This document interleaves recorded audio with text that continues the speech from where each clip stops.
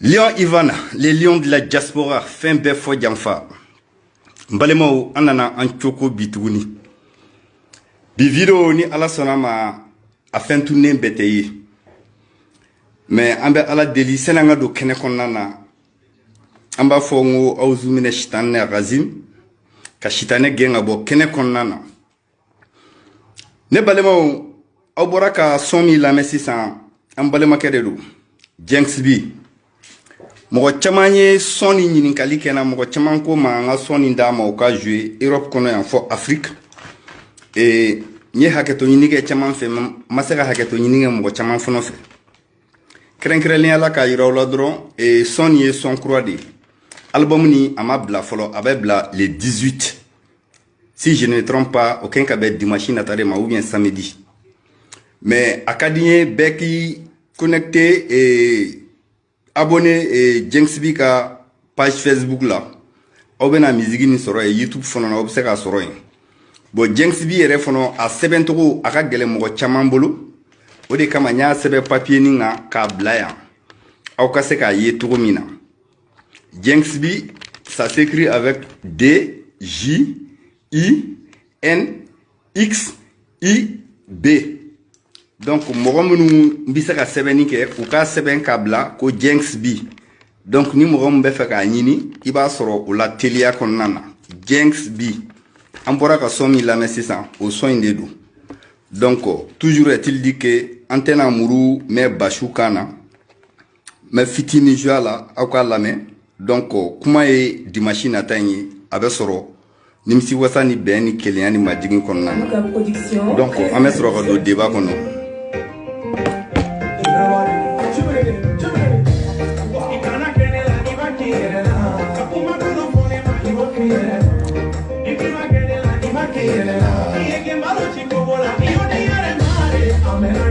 Balema o fɛn tunnen bɛ tɛ bi fɛn bɛɛ fɔ janfa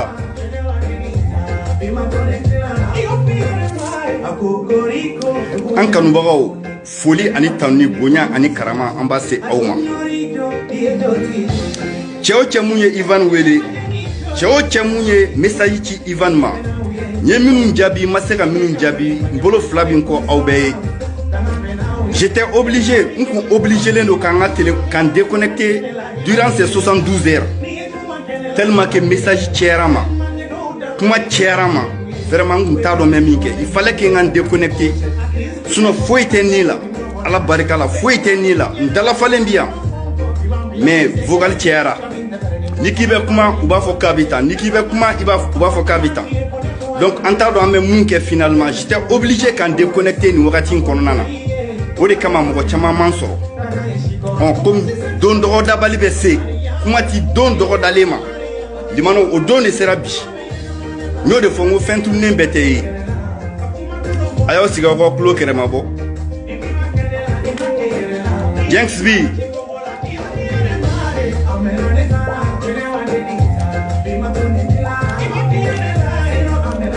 k'a mɛnna ale tagara Jɛnɛba den tagara ni y'a fɔ ale ma i y'a fɔ i yɛrɛ ma ni ye gebalɔni ko n'i y'a ci kogo la a bɛ segin i yɛrɛ ma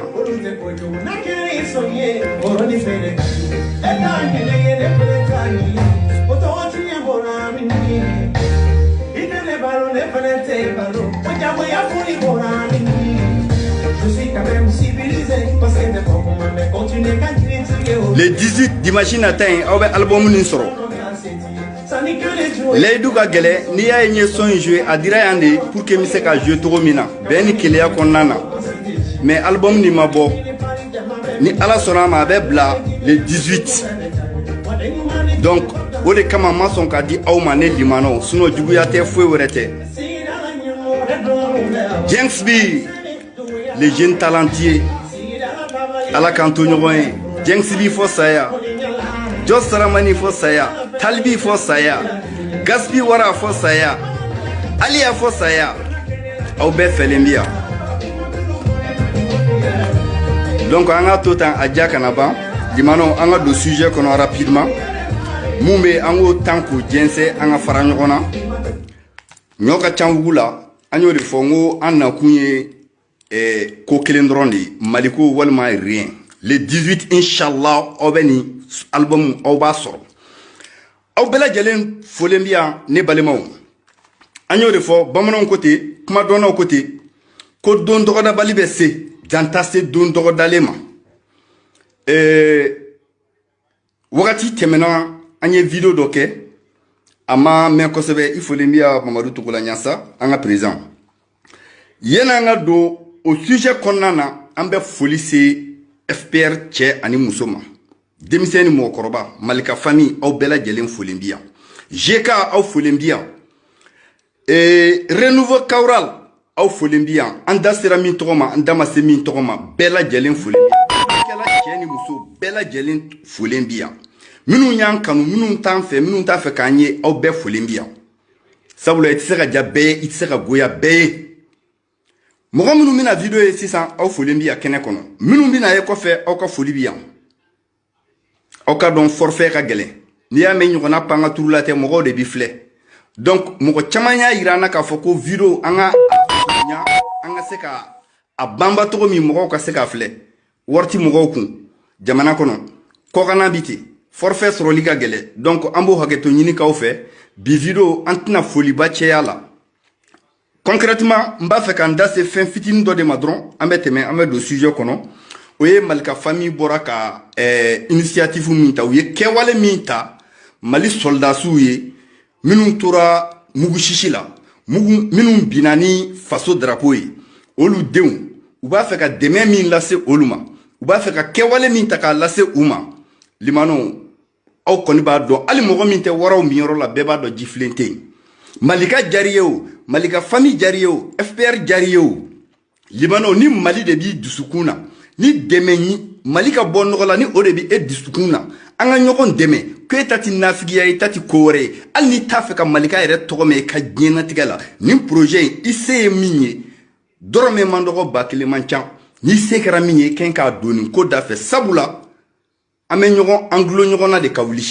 nin denmisɛnnin ninnu bɛ taa kɛ min ye sini Ala de b'a dɔn a kira de b'a dɔn donc an y'a ye mɔgɔw bɔra u bɛ ka Malika famille lagosi lagosi tɛ kojugu ye Malika famille aw y'o mun aw tɔgɔ la aw ka tɛmɛ ni o ye an y'o de fɔ anw kɔni an ka nafolo n'an bɛ se ka fɛn o fɛn min kɛ nin ko la an b'a kɛ ni hasidi denya yɛrɛ tɛ dugukolo in kɔ kan mɔgɔ o mɔgɔ b'a ɲini k'a fɔ ko e bi banbagatɔ dɔw den dɛmɛ falatɔw dɛmɛ limanaw ne t'a dɔn mɔgɔ bi bɔ kun min na k'i bi o fana la o y'o o yɔrɔ ye artiste minnu ye dɔnkili da an y'a ye balle perdue y'a dɔw sɔrɔ Talibi Wara n b'a ɲini aw fɛ ani minnu tɔgɔ ma fɔ aw kana mɔgɔ jaabi aw ye dɔnkilidalaw de ye ni aw bilara min na aw kan k'a kɛ ni min fɔra aw ye aw kan k'a kɛ wa ni wale min fana kɛra ko jamana bɔli dɛngɛ na o wale de don dɛmɛ wale de don ni aw fa nɛn'o la n'aw ba nɛn'o la aw y'o mun aw tɔgɔ la aw ka tɛmɛ n'a ye aw ka ko ti mɔgɔ bolo ko ye a bɛ Ala de bolo o y'o yɔrɔ ye ne yɛrɛ dɔgɔkɛ ni o ye Jɔ Saramani ye Jɔ Saramani n y'a ye qui a été victime nin ko in na ma wale tara ka ɲɛsin ma i ni wale min man kan i danbe ti wale min ye i ka hɔrɔnya t'i permettre ka fɛn min kɛ i ka danbetigiya ti i ka dɔnniya ti i permettre ka ko min kɛ mais an y'a ye i taara ta otage la Médor fɛ ni o ye Dani de pari ye donc Jɔ Saramani kana décourager wale min y'i sɔrɔ a bɛ se ka an bɛɛ kelen kelenna sɔrɔ aw tɛ ninnu ka système dɔn u bɛ aw de minɛ nin position na mais i ma kuma jugu fɔ i ma kuma jugu fɔ miiriya jugu de bɛ yen mais i ma kuma jugu fɔ mais a dɔn k'a fɔ ni CDR mɔgɔw ni y'u ka tagabolo de ye ka mɔgɔw ta otage la dɔrɔn ka bali ka n'i la exposer diɲɛ mɔgɔw k'i ye u ka fɛn dɔ f'i ma fɛn min cɛ man ɲi ou bien ka nkalon da i la ou bien ka wale fɛn dɔ da i la fɛn min bɛ se k'i mankutu tiɲɛ mais an y'a faamu Jɔ Saramani i ka soutien total a bɛ Lion Ivan fɛ yan fɔ kaburu kɔnɔ ni Ala ka jɛ an m'a fɔ Ala ɲinɛ ma wa a bɛ ten maliden ɲuman bɛɛ fan fɛ mɔgɔ ma tigɛ i la wa mɔgɔ tɛna tigɛ i la ne balimaw o ye o yɔrɔ ye Gaspi bi ten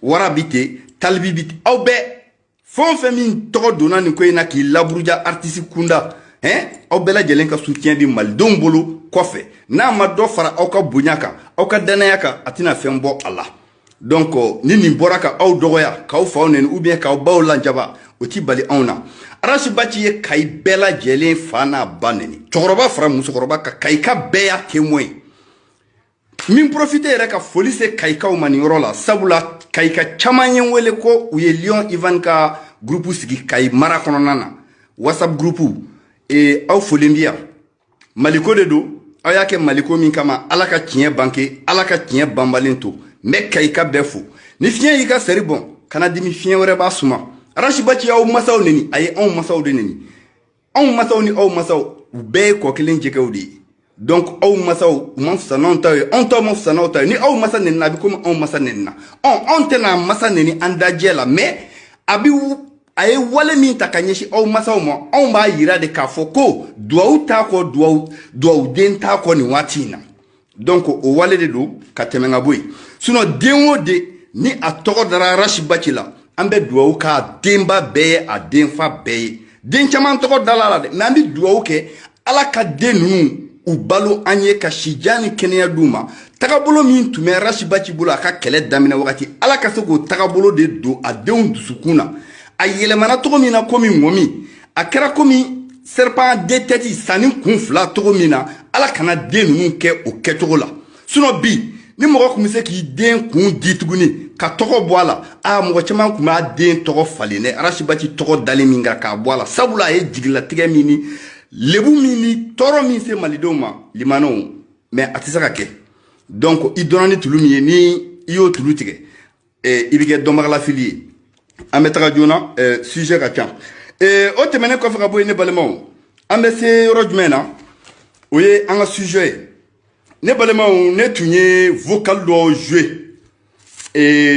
don tɛmɛnenw na an y'a yira k'a fɔ ko an ye an bolo don bala kɔnɔna na an bɔra ni fɛn dɔ ye ne y'a yira k'a fɔ n ko Arashibachi n ko maliyɛn den burkinabé sénégalais anw misigɛn beerelama de bɛ Arashibachi bolo misigɛn bere ye mun de ye limanaw misigɛnna i b'a sɔrɔ fulakɛ bɛ misi 1000 kɔ wula kɔnɔ bere kelen de b'a bolo mais n'a ye bere fili misiw turɔ n'a ye misi dɔ jɛ n'a taara gosi yiri la ka bere kari a tɛ bere ta k'a dilan a bɛ bere wɛrɛ de kari a bɛ tɛmɛ min karila a b'o fililen to Arashibachi ye anw kɛli min kɛ o ye video tɛmɛnen ne y'o de fɔ n ko wale de tun don k'a yira aw la k'a fɔ Arashibachi ni cɛ ma jɛ dugukolo in kan Arashibachi ni muso ma jɛ dugukolo in kan n'a ma c'est à dire gɛrɛ yɛlɛ min na n'a ma kɛ fitiriwale ye mɔgɔ min ma n'a ma mɔgɔ min ka ɲuman kɛ fu ye a bolo o de kama ne kun bɔra ni vocal dɔ ye vocal in kɔnɔna na fɛn caman b'a kɔnɔ wale caman b'a kɔnɔ ɲaniw b'a kɔnɔ tiɲɛniw b'a kɔnɔ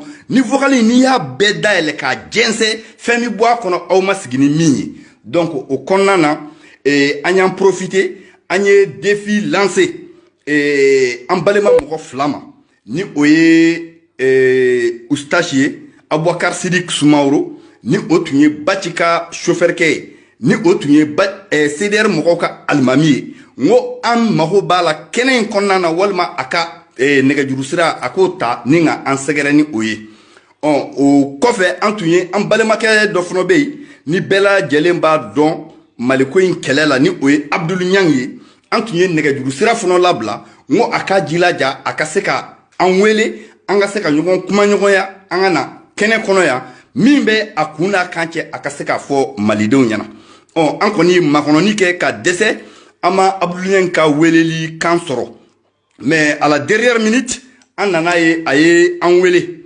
weleli kɛlen kɔnɔna na an ma se ka ɲɔgɔn faamuya par téléphone directement ne welela numéro min na numéro in ne kun t'a dɔn ne ma se ka enregistrement kɛ donc an labanna ka kuma ɲɔgɔn fɛ WhatsApp la o WhatsApp kɔnɔ kuma fɔlɔ o ma tɛmɛ miniti jan kan miniti 1 ani seconde 42 o kumakan n bɛ o k'a la komi a yɛrɛ y'a yira k'a fɔ ayiwa problème t'a la ale bɛna kɛnɛ kɔnɔna na sani an ka se yen fɔlɔ an balimakɛ ni o ye Abubakar Sidik Sumaworo ni o tun ye CDR alimami ye min ni Bachi ye a ka furumuso ndaraki k'a kunna caman ale fana an y'ale sɔrɔ WhatsApp sira fɛ a fana kumana donc n b'o kumakan fila in k'a la chauffeur kɛ nin ta ni o ye alimami ye an b'ale ka kumakan bila la k'o lamɛn balimaw n'ale tilara an bɛ Abdul Ɲang ka kuma bila la miniti 1 ani dɔɔni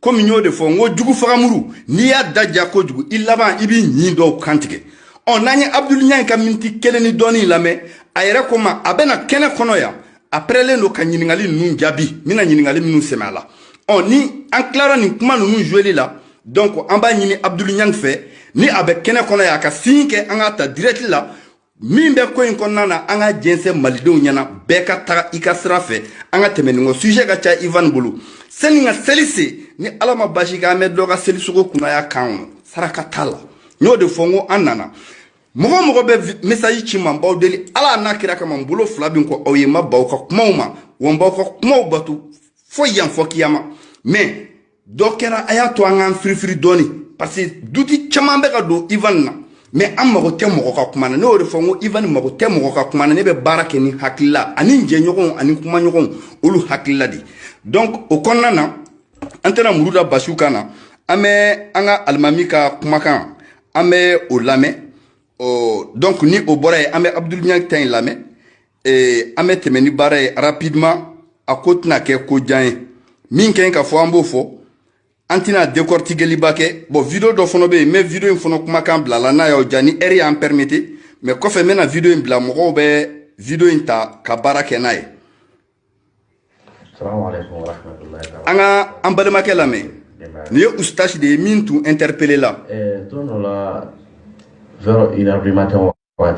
ni volume ka ɲi aw b'a fɔ ko volume ka ɲi ko a bɛ fɛ ni Abdul Niang ka taa ci la ɲɔgɔn fɛ sini yɔrɔ dɔ la n'ala ka jɛ n ko basi foyi t'a la inchallah n b'a lasegin komi a daminɛ fɛngɛna volume kun t'a la n b'a lasegin aw ka lamɛn salamu alaikum wa rahmatullahi ta'ala wa barakatuh frère saba ko basi tɛ denbaya ka kɛnɛ alhamdulillah don dɔ la vers 1h du matin wagati ba cɛ n wele ko a bɛ fɛ ni Abdul Niang ka taa ci la ɲɔgɔn fɛ sini yɔrɔ dɔ la volume ka ɲi n'ala ka jɛ n ko basi foyi t'a la inchallah bon vers sɔgɔma 7h moins wagati ka se 7h ma n taara Abdul Niang sɔrɔ a yɔrɔ la Yirimajɔ n y'a ta taxi la an taara palais présidentiel la celui la communication présidence mɔgɔw ka yɔrɔ la a don a wagati Alasani Camu ne tun bɛ yen ɲɛmɔgɔya la an sera yen nɔ an taara an balimakɛ dɔ fɛ yen nɔ Madus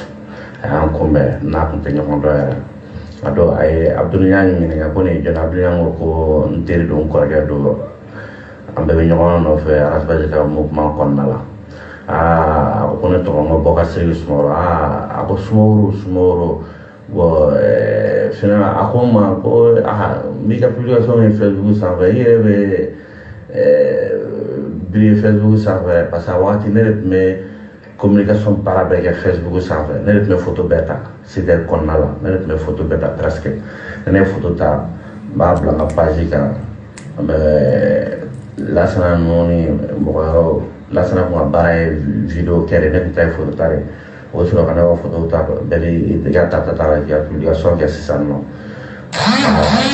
Madus ko k'a bɛ n ka publication ye Facebook sanfɛ a don u y'an bisimila ka fara faama dɔw kan a ma se n k'o bɛɛ tɔgɔ fɔ nin yɔrɔ in na an ye n k'u bolo a bɛ se ka kɛ heure 2 heure 3 ma ne na Abdul Niang u y'an ka téléphone bɛɛ minɛ an na u ye ɲininkaliw k'an na kuma nana kɛ bon an bɛ se ka dɛmɛ jumɛn ta k'aw sɛgɛrɛ pour que a k'aw sɛmɛ nin mouvement in na Abdul Niang ko an mago tɛ dɛmɛ la a donni kama an mago bɛ an balimakɛ Arasibaci a bɛ degun kɔnɔna n'a tɛ kuma radio la n'a bɛ contrôle judiciaire kɔnɔna la a ka a bɔ a ka contrôle judiciaire kɔnɔna la a ka se k'a ka kuma radio la kuma kɛ an mago b'o dɔrɔn de la bon a don kumaw janyana fo an n'u tilara ɲɔgɔn na wa an nalen wulada fɛ an ye ɲɔgɔn sɔrɔ Carrefour la ne taara Carrefour la ne taara ka ciw la bon ne nana contrat de Arasibaci an ko minnu bɔra a kɔnɔna la ko kɔni tɛmɛna nin cogoya na ne ni Abdul Niang ni ɲɔgɔn cɛ ka se fo Kuluba nin cogoya na bon fɛn caman caman bɛ CDR kɔnɔna la presque a kun tɛmɛ man di ne na hali ni a ko kɛra a bɛ ne wele bureau kɔnɔ a bɛ fɛn caman contrat de kɛ ne ye an ye degun caman caman kɛ ɲɔgɔn fɛ an ye degun caman caman kɛ ɲɔgɔn fɛ ɲinɛli wagati a baara bɛɛ a n'a mouvement bɛɛ tun bɛ kɛ ne ka taxi la wallahi abet me gene ka taxi ne me taxi bulu recette de par jour wafla dono be gali de wa kele so parce que tu sais boli bare ke akara ala nyana me mo fo ala ka tanganya ngali be ma kaburu kono abe kara ala nyana wallahi abdunya ni bo do kala ma juni na plus de 200,000 recette fo taxi me na nena wallahi fo taxi me na mouvement fo me ka be ke na taxi la même malheureusement amta Cheikh Moro fait campagne wakati dum gama négociation na nene arasbach ane lasana simaka an saba ndaruta santo la aka Lexus la ujigna wala si yodo na taxi kono bu segna Lexus ka tana garage la an saba tara Cheikh Moro jara feron ne lasana simaka re photo ta wallahi ukara la nyana be tama kya mais ala mundo wasa ko nga ko di alama na ngeta amese ko nu bete bla la rama ko ko nga ko to ala bulu bay inshallah.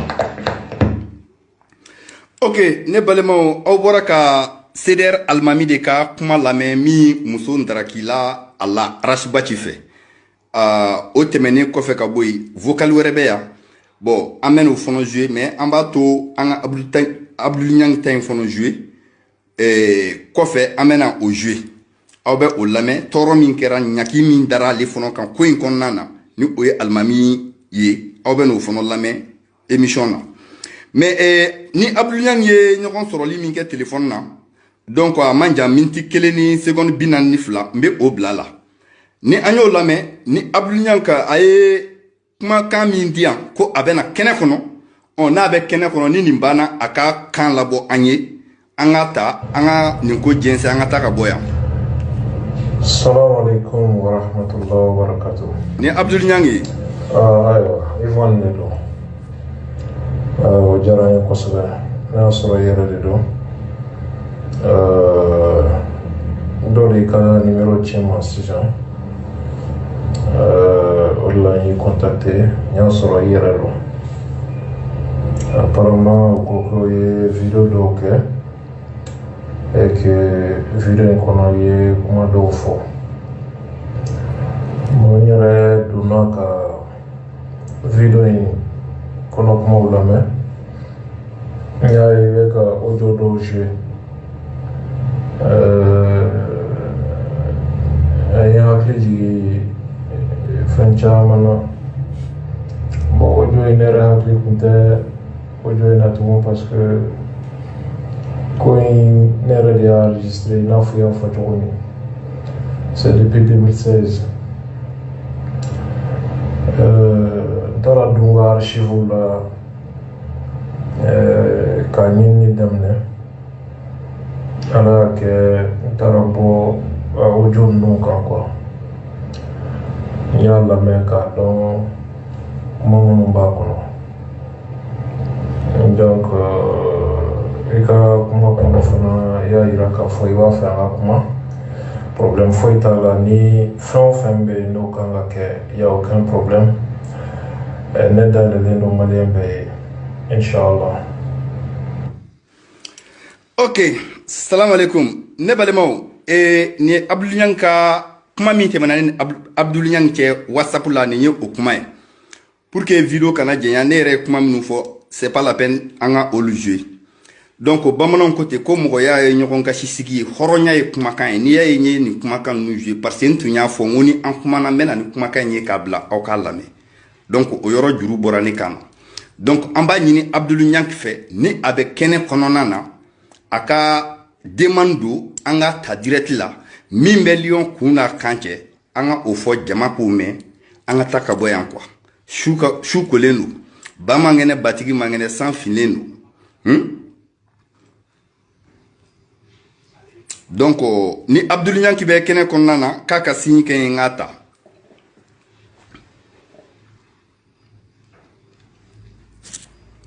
a y'a lajɛ ni Abdul Niang bɛ kɛnɛ kɔnɔna na ne ta ka fɛngɛ dɔn quoi n'a bɛ yen a ka sɛbɛnni kɛ k'a bila a ka demande don pour que an ka se k'a ta cogo min na Abdul Bombardier n b'a dɔn o kɔni tɛ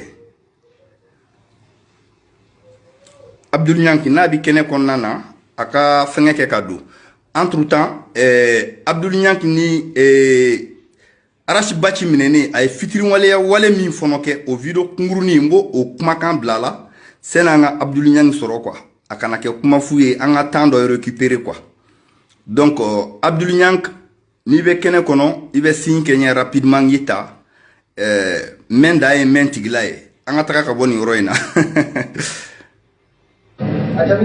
Ninye aminene presse conférence de presse min kera o kuma ay Arachi Bachi lame abeka wale nyumando kamba kaminfo anye chafari chawai ay rabujola Abdoul Niang mago be ka demande la ni bi kene kono Abdoul Niang radio dambe anye ka la kene ko kene kana conférence de presse min kera respecta ko fe may kere ko amay kana ngali ni mu de be Arachi Bachi ani Abdoul Niang ke ni ngali ni nabe ka te ko de ba kene mo ni jabi be sika sola ko Abdoul Niang ka demande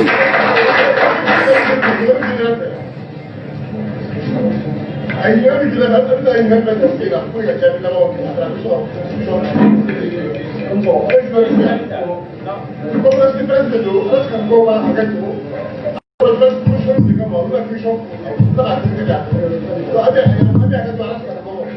conférence on a meilleur sur l'ambassade le 11 mai au conférence il y a meilleur ni Arachi Bachi de kunga ida ay ni lame c'est aussi simple en réalité ne bolo moga mi am deme ni ko iba do ya kare fu pechi waga mi donc quand mo créer ta ko tout la mo ko tete c'est pas que quelqu'un était là peut-être que est nyangidi mo yé créer au doit pour nous c'est pas une histoire de personne mon côté mais physiquement problème d'arrasadi qui chité problème personnalité n'importe qui a un problème de principe sur un problème de conviction sur Abdoul Niang mais quand faut que personnel non ou t'es fait ni mochité Niang n'est pas là pourquoi je ne sais pas il y a que Koubachnon m'a remarqué il était à la maison de la presse Niang y est qu'elle est en dominant à doigt à Mani Minika il a retrouvé qu'elle est bon et je lui reconnais cette grandeur là celui qui s'est s'élever au-dessus des problèmes pour défendre un principe donc Niang Bora en identité avec quelqu'un qui a eu des reproches journalistes d'or. Je me souviens que quelqu'un qui connaît ils sont pas là.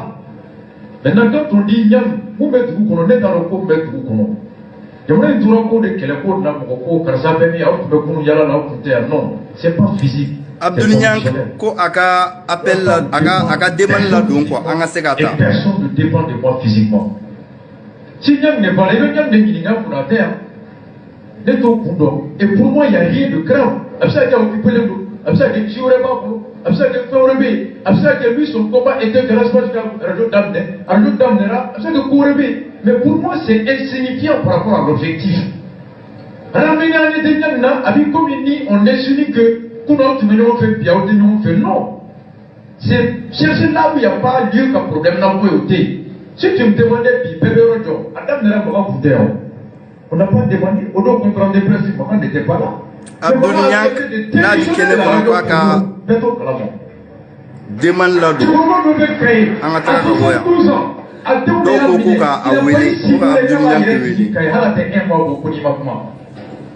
il y a une fille qui est décédée il y a 2 semaines à Kabourbek Kachila. Elle a dit qu'à Manamé, elle est morte à 98 ans.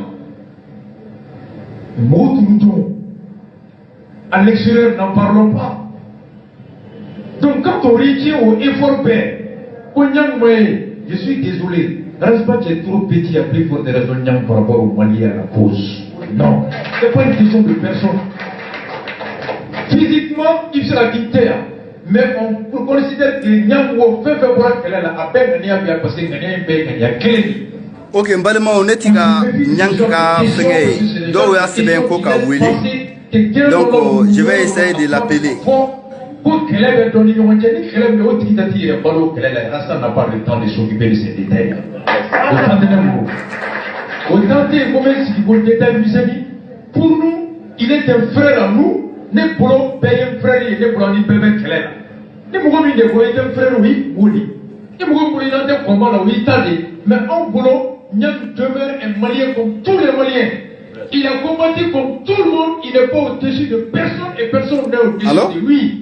Amassé kana chomi anon pate massé kana té. Mais n'est pas là mon frère Abdou Niang. Ah mais il a profilé du mené. Le combat depuis quand? Depuis Mineto. Et bon, et quand c'est ben loqué qu'à blatanto, sinon ma jate mine quoi. Peut-être ne ka ni ire photo de. Voilà, c'est ben double là pour que mbaye quoi.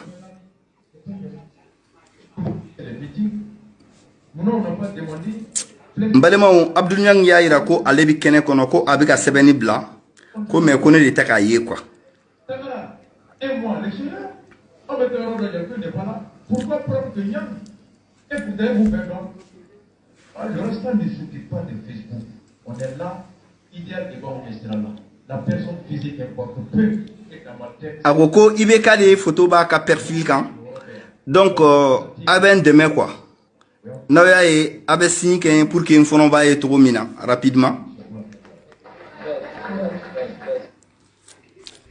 Akoko ibeka photo de waka perfil kan. Donc on va la rapidement. Abdou Niang donc ibe aseben Ivan pour que mbaye rapidement quoi aseben Ivan.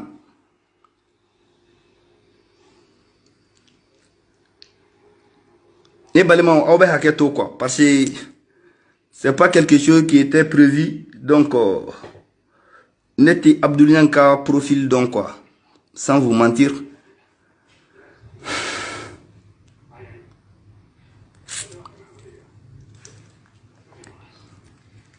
Abdou Niang nyeta la de.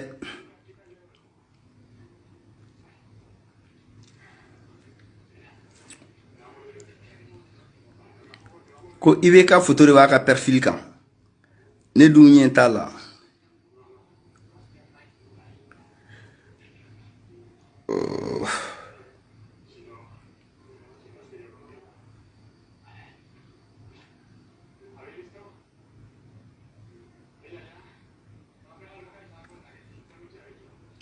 Ne nyeta la de ibeka ok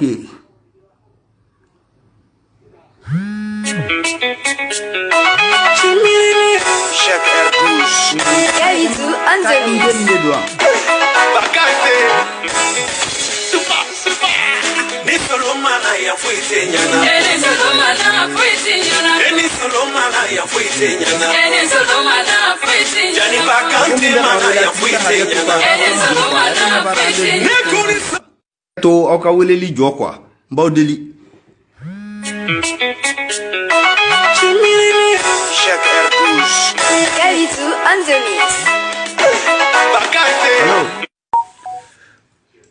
ouais ne balema ayo jo uko de ko ka wele direct là quoi WhatsApp kan pour que abiseka ta togomina donc ayo jo mba essayer ka do WhatsApp kono directement pour que amseka Abdou Niang ta quoi. Bon minnu bika weleli ke a famiyana quoi mbawdeli ay weleli jo quoi sinon vidéo bika tigɛ quoi.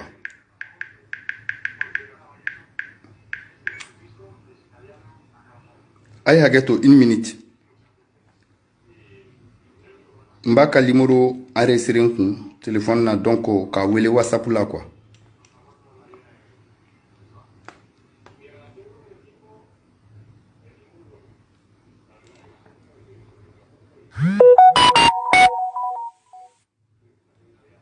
Abe hageto dem balemo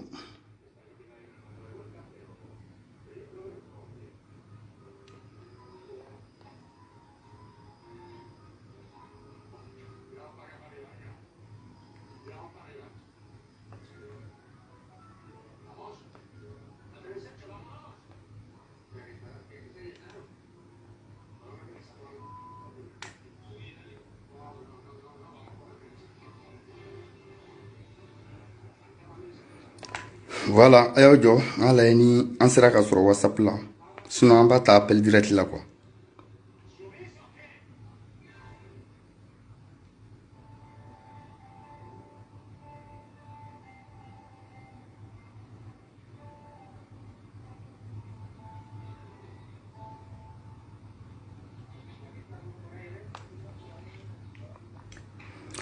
Ok, c'est parti. Et il y a Abdoulaye Kalimouro enregistré.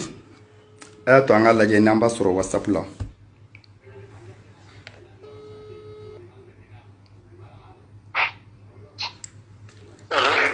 Oui, allô, mon frère Abdoulaye. Ouais, Ivan, ça va bien? Ah, ça va, bonjour. Abdoulaye. Akara fama yere. Vraiment, Ambia no bashi fouete no. Alhamdulillah. Ala kana bashi kanchila. Amin. Ok, Abdoulaye, comme bamanon côté ko falen koroto e dalamaga e. On a essayé pour que qui t'a sur direct, mais au terrain pour le moment.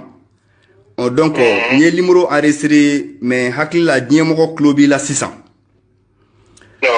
Ne balema ni au club son ani akain, au va foko akain. C'est là on continuer na ni ça ne va pas, mba wele appel direct là quoi. Donc, Abdul, ito une minute, on a la jet doka sebeninge. Et c'est au club son awa.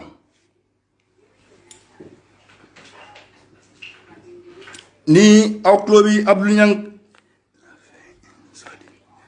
no club Abdul kumakana au ba fonyana quoi.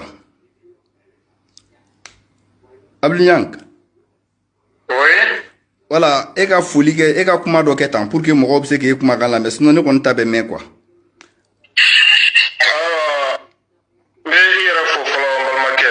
Ok, folie jarani. Oh. Au bec lobby full là. Banajour minde jendala bino e COVID-19 ko e ambe do kala ka bana inasi. Amin arabi. L'Espagne bana so ko ka jowe aw maliya munum be ambe do ka we ala ka kisi. Amin arabi. Enfin, Malien Moulumbe, Europe, Malien Moulumbe, Amérique, Asie, Kono, Kanafo, Afrique, Anaïraka, Jamana, Mali, Ambe, Be, Alaka, Kisini, Tanake. Amin Arabi, Alaka Dououmi. Donc, Malien Kodedo. Nere, Idon, Okera, Kosaina. Au moment, il commencera à faire la vidéo, donc, directeur de Congo, Brazza, Adama Koulibaly. Alors, la vidéo Ninchima. Ouais. Donc, on commencera à faire la vidéo sur les dames. Effectivement. Donc, il faut qu'on ait au donné, même, au Tchamayo, Wele, à se circulation à Doukono. La vidéo donc ma wuka to ni sera showa timi nyere be donc la main donc ala ya ke sera showa timi nya la main ko akadi anga makala kuma dola nya ira ko lentala parce que mali bebe ne bon ne be malien pe kablala Nyo de folk ma penine son fin fo be kuma fin bene kunkan go ma kaga ka family ke ala ni wele la sem du jabi oui que ya do yo parce que on te siga en la foila oui voilà quand dans tenyu to ya barala donc on te sira ngalingé on te sira de bagné on te sira kata mo jabi voilà na soro korofo fen be malien ka kan ka bo min kalama donc de se gagner les gars là y a pas de problème vraiment Abdoulaye que be police ima kosobe ko ala kan to nyogoy bamanon côté ko ni ma mishinito asagonda février ibato awla da février ire a photo mi anti nyogondo de fait que ne ka défini lancer ka I wele kana ngomba fe ka nyiningali seme ila nega juru sira kanya dien mogo nyana bele sanfé iye bonyami ta kan segerembe o bonyama segi kima seni ngado kuma konnana da eman m'a fɔ an balimakɛ ɲɛna Abubakar Sidik Sumaworo n bɛ foli se a fɔnɔ ma mais kɛrɛnkɛrɛnlenya la e de bɛ an ɲɛfɛ bi n'i y'a mɛn ko sa a kunkolo don donc e ye nali min kɛ kɛnɛ in kɔnɔna na vraiment n bɛ o bonyamasegin kɛ i ma Ala k'an to ɲɔgɔn ye Ala k'an ka ɲinifɛnw kɛ sɔrɔfɛnw ye mais Abdoulian Ivan ko ten tɔ fɛn bɛɛ fɔ janfa rien que la vérité foyi tɛ yen nɔ tiɲɛ kɔ n b'i ɲininka wale minnu na n b'a fɛ i ka kuma wale ninnu kan i ni Ala cɛ la i ni kira cɛ la i ka fasoden ɲumanya kama malidenw fana ka bɔ ko dɔ kalama o kama donc o kɔnɔna na ɲininkali a fɔlɔ ye fɛn min ye Abdoulian i da sera a ma ni o ye ne Ivan an bɛ mankan dɔ la mankan in mɛnna n b'a dɔn i dadonna ko tɛ ni o y'an ni Arasibaci cɛ ye an kalenkan don nin ko an b'a yira diɲɛ mɔgɔw la k'a fɔ mɔgɔ nasugu min don ani cɛ ma jɛ ani muso ma jɛ ni a ma min la victimiser n'a ma gɛrɛgɛrɛ yɛlɛ min na n'a ma min janfa n'a ma min to mugu sisi la o kɔnɔna na ne y'o de fɔ n ko kɛlɛ bɛɛ n'a a kɛcogo de don bɛɛ n'i ka kɛlɛ tagabolo don ne ye wolomali dɔw kɛ n bolo sera n ka balankɔnɔfɛn dɔw ma n ye u ta n y'u jɛnsɛn o kɔrɔfɔw de tɛmɛna don tɛmɛnenw na mais kɔrɔfɔ ninnu kɔnɔna na wale minnu kɛra ne ka kunfin jate la ne y'a ye k'a fɔ n ko Abdulu Ɲangi e bolo de ye enregistrement in kɛ enregistrement in fana a kɛra radio so de kɔnɔ mais enregistrement in kɔnɔ n ye caman lamɛn la radio patriote directeur n'u b'a fɔ a ma ko Bokele o de ni e bɛ kuma na mais enregistrement in ne t'a dɔn n'i y'a di mɔgɔ wɛrɛ ma enregistrement in ne t'a dɔn a sɔrɔla cogo min na Arasibaci fɛ ne t'a dɔn min tɛmɛna a waati ne kɔni y'a mɛn mais ni n ko m'a fɔ cogo dɔ la n laban bɛna malidenw don fili la fɛn caman bɛ fɛn in kɔnɔna na fɛn min ni an ko ten ko ni a bɛɛ dara kɛnɛ ma jɛgɛba dɔw b'u yɛrɛ ɲini Mali bi trembler bi o kɔnɔna na ne ko n ko e ka na fɛn min tɛmɛna wale in kɔnɔna na radio so ko kɔnɔna na Arasibaci minɛna cogo di comme an bɛ kuma in na ne bɛ n ka question bɛɛ di ma siɲɛ kelen ni hakili bɔra minnu kɔ n bɛ tila ka segin olu kan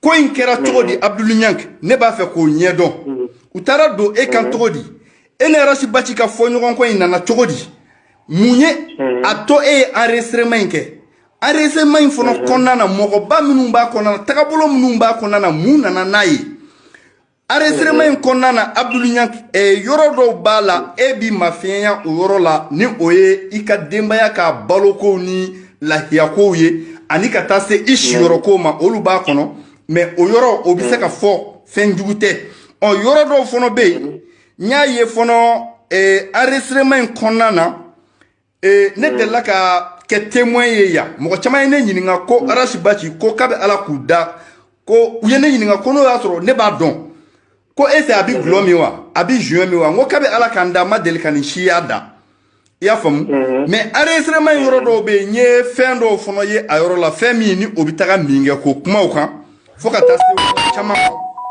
donc Abdulu Ɲangi e ye wale in kɛ daliluya jumɛn kama mun nana ni wale in ye tɔgɔya jumɛn b'a la a kɛra mun kama mun de ye e bila nin na mun de y'a to n'i ye nin ko in dogo fo ka se bi ma mun de kama i ma bɔ nin gindo in ye e ni Arasibaci kɛlɛla ka wagati jan kɛ Arasibaci ye e mankutu tiɲɛ diɲɛ cɛ y'a mɛn diɲɛ muso y'a mɛn mais ne t'a dɔn ko ni fɛn b'i bolo n'a t'i bolo mais ne ye fɛn min mɛn Abdulu Ɲangi ni fɛn min b'a kɔnɔ e b'a dɔn Arasibaci b'a dɔn ne b'a dɔn n t'a dɔn n'a bɛ mɔgɔ wɛrɛ kɔni bolo mais fɛn min bɛ fɛn in kɔnɔ e b'a dɔn ne b'a dɔn donc o de kama ne ko n ko sani an ka se yɔrɔ dɔ la ne bɛ a ɲini e fɛ i kana kuma k'a lase malidenw ma ko in kɛra cogo min tagabolo min bɛ yen min y'i bila nin na min y'a to i bɛ fɛ ka ni i ye nin kɛ min kama i ma sɔn ka bɔ ni fɛn ye komi i yɛrɛ ko i ka kuma kɔnɔ sisan k'i y'a ye i ka archives kɔnɔna na mais ne t'a dɔn a maralen b'i bolo ye kun min na n t'a dɔn wale min y'an se yan bi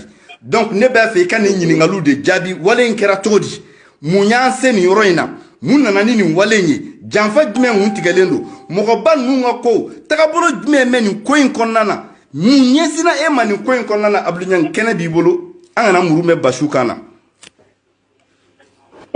Ivan bɛ foli kura kura ye.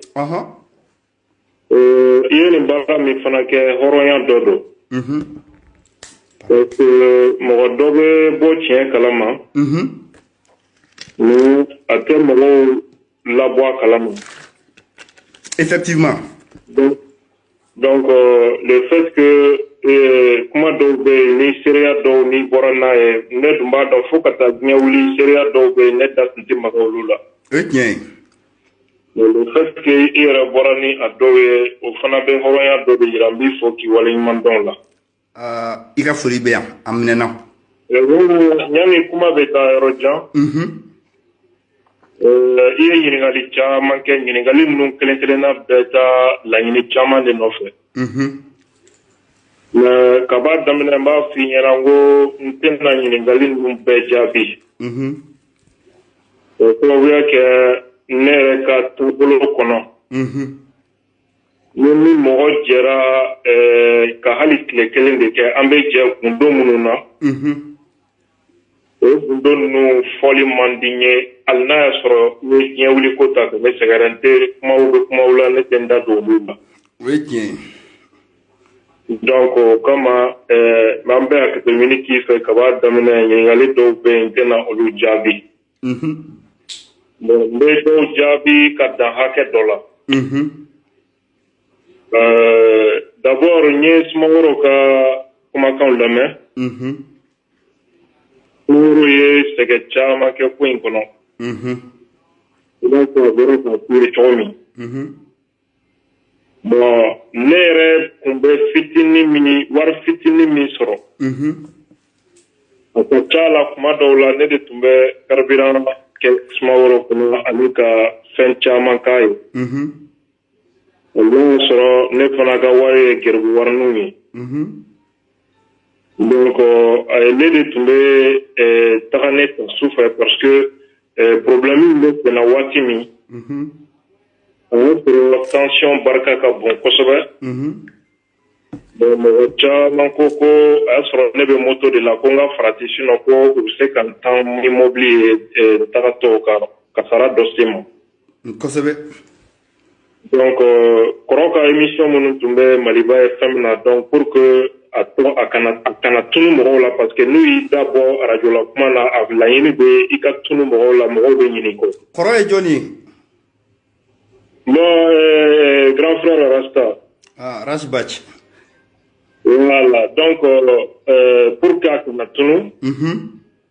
Donc ne tun bɛ continuer ka a ka émission ni minnu tun bɛ Maliba FM na k'u animer à sa place.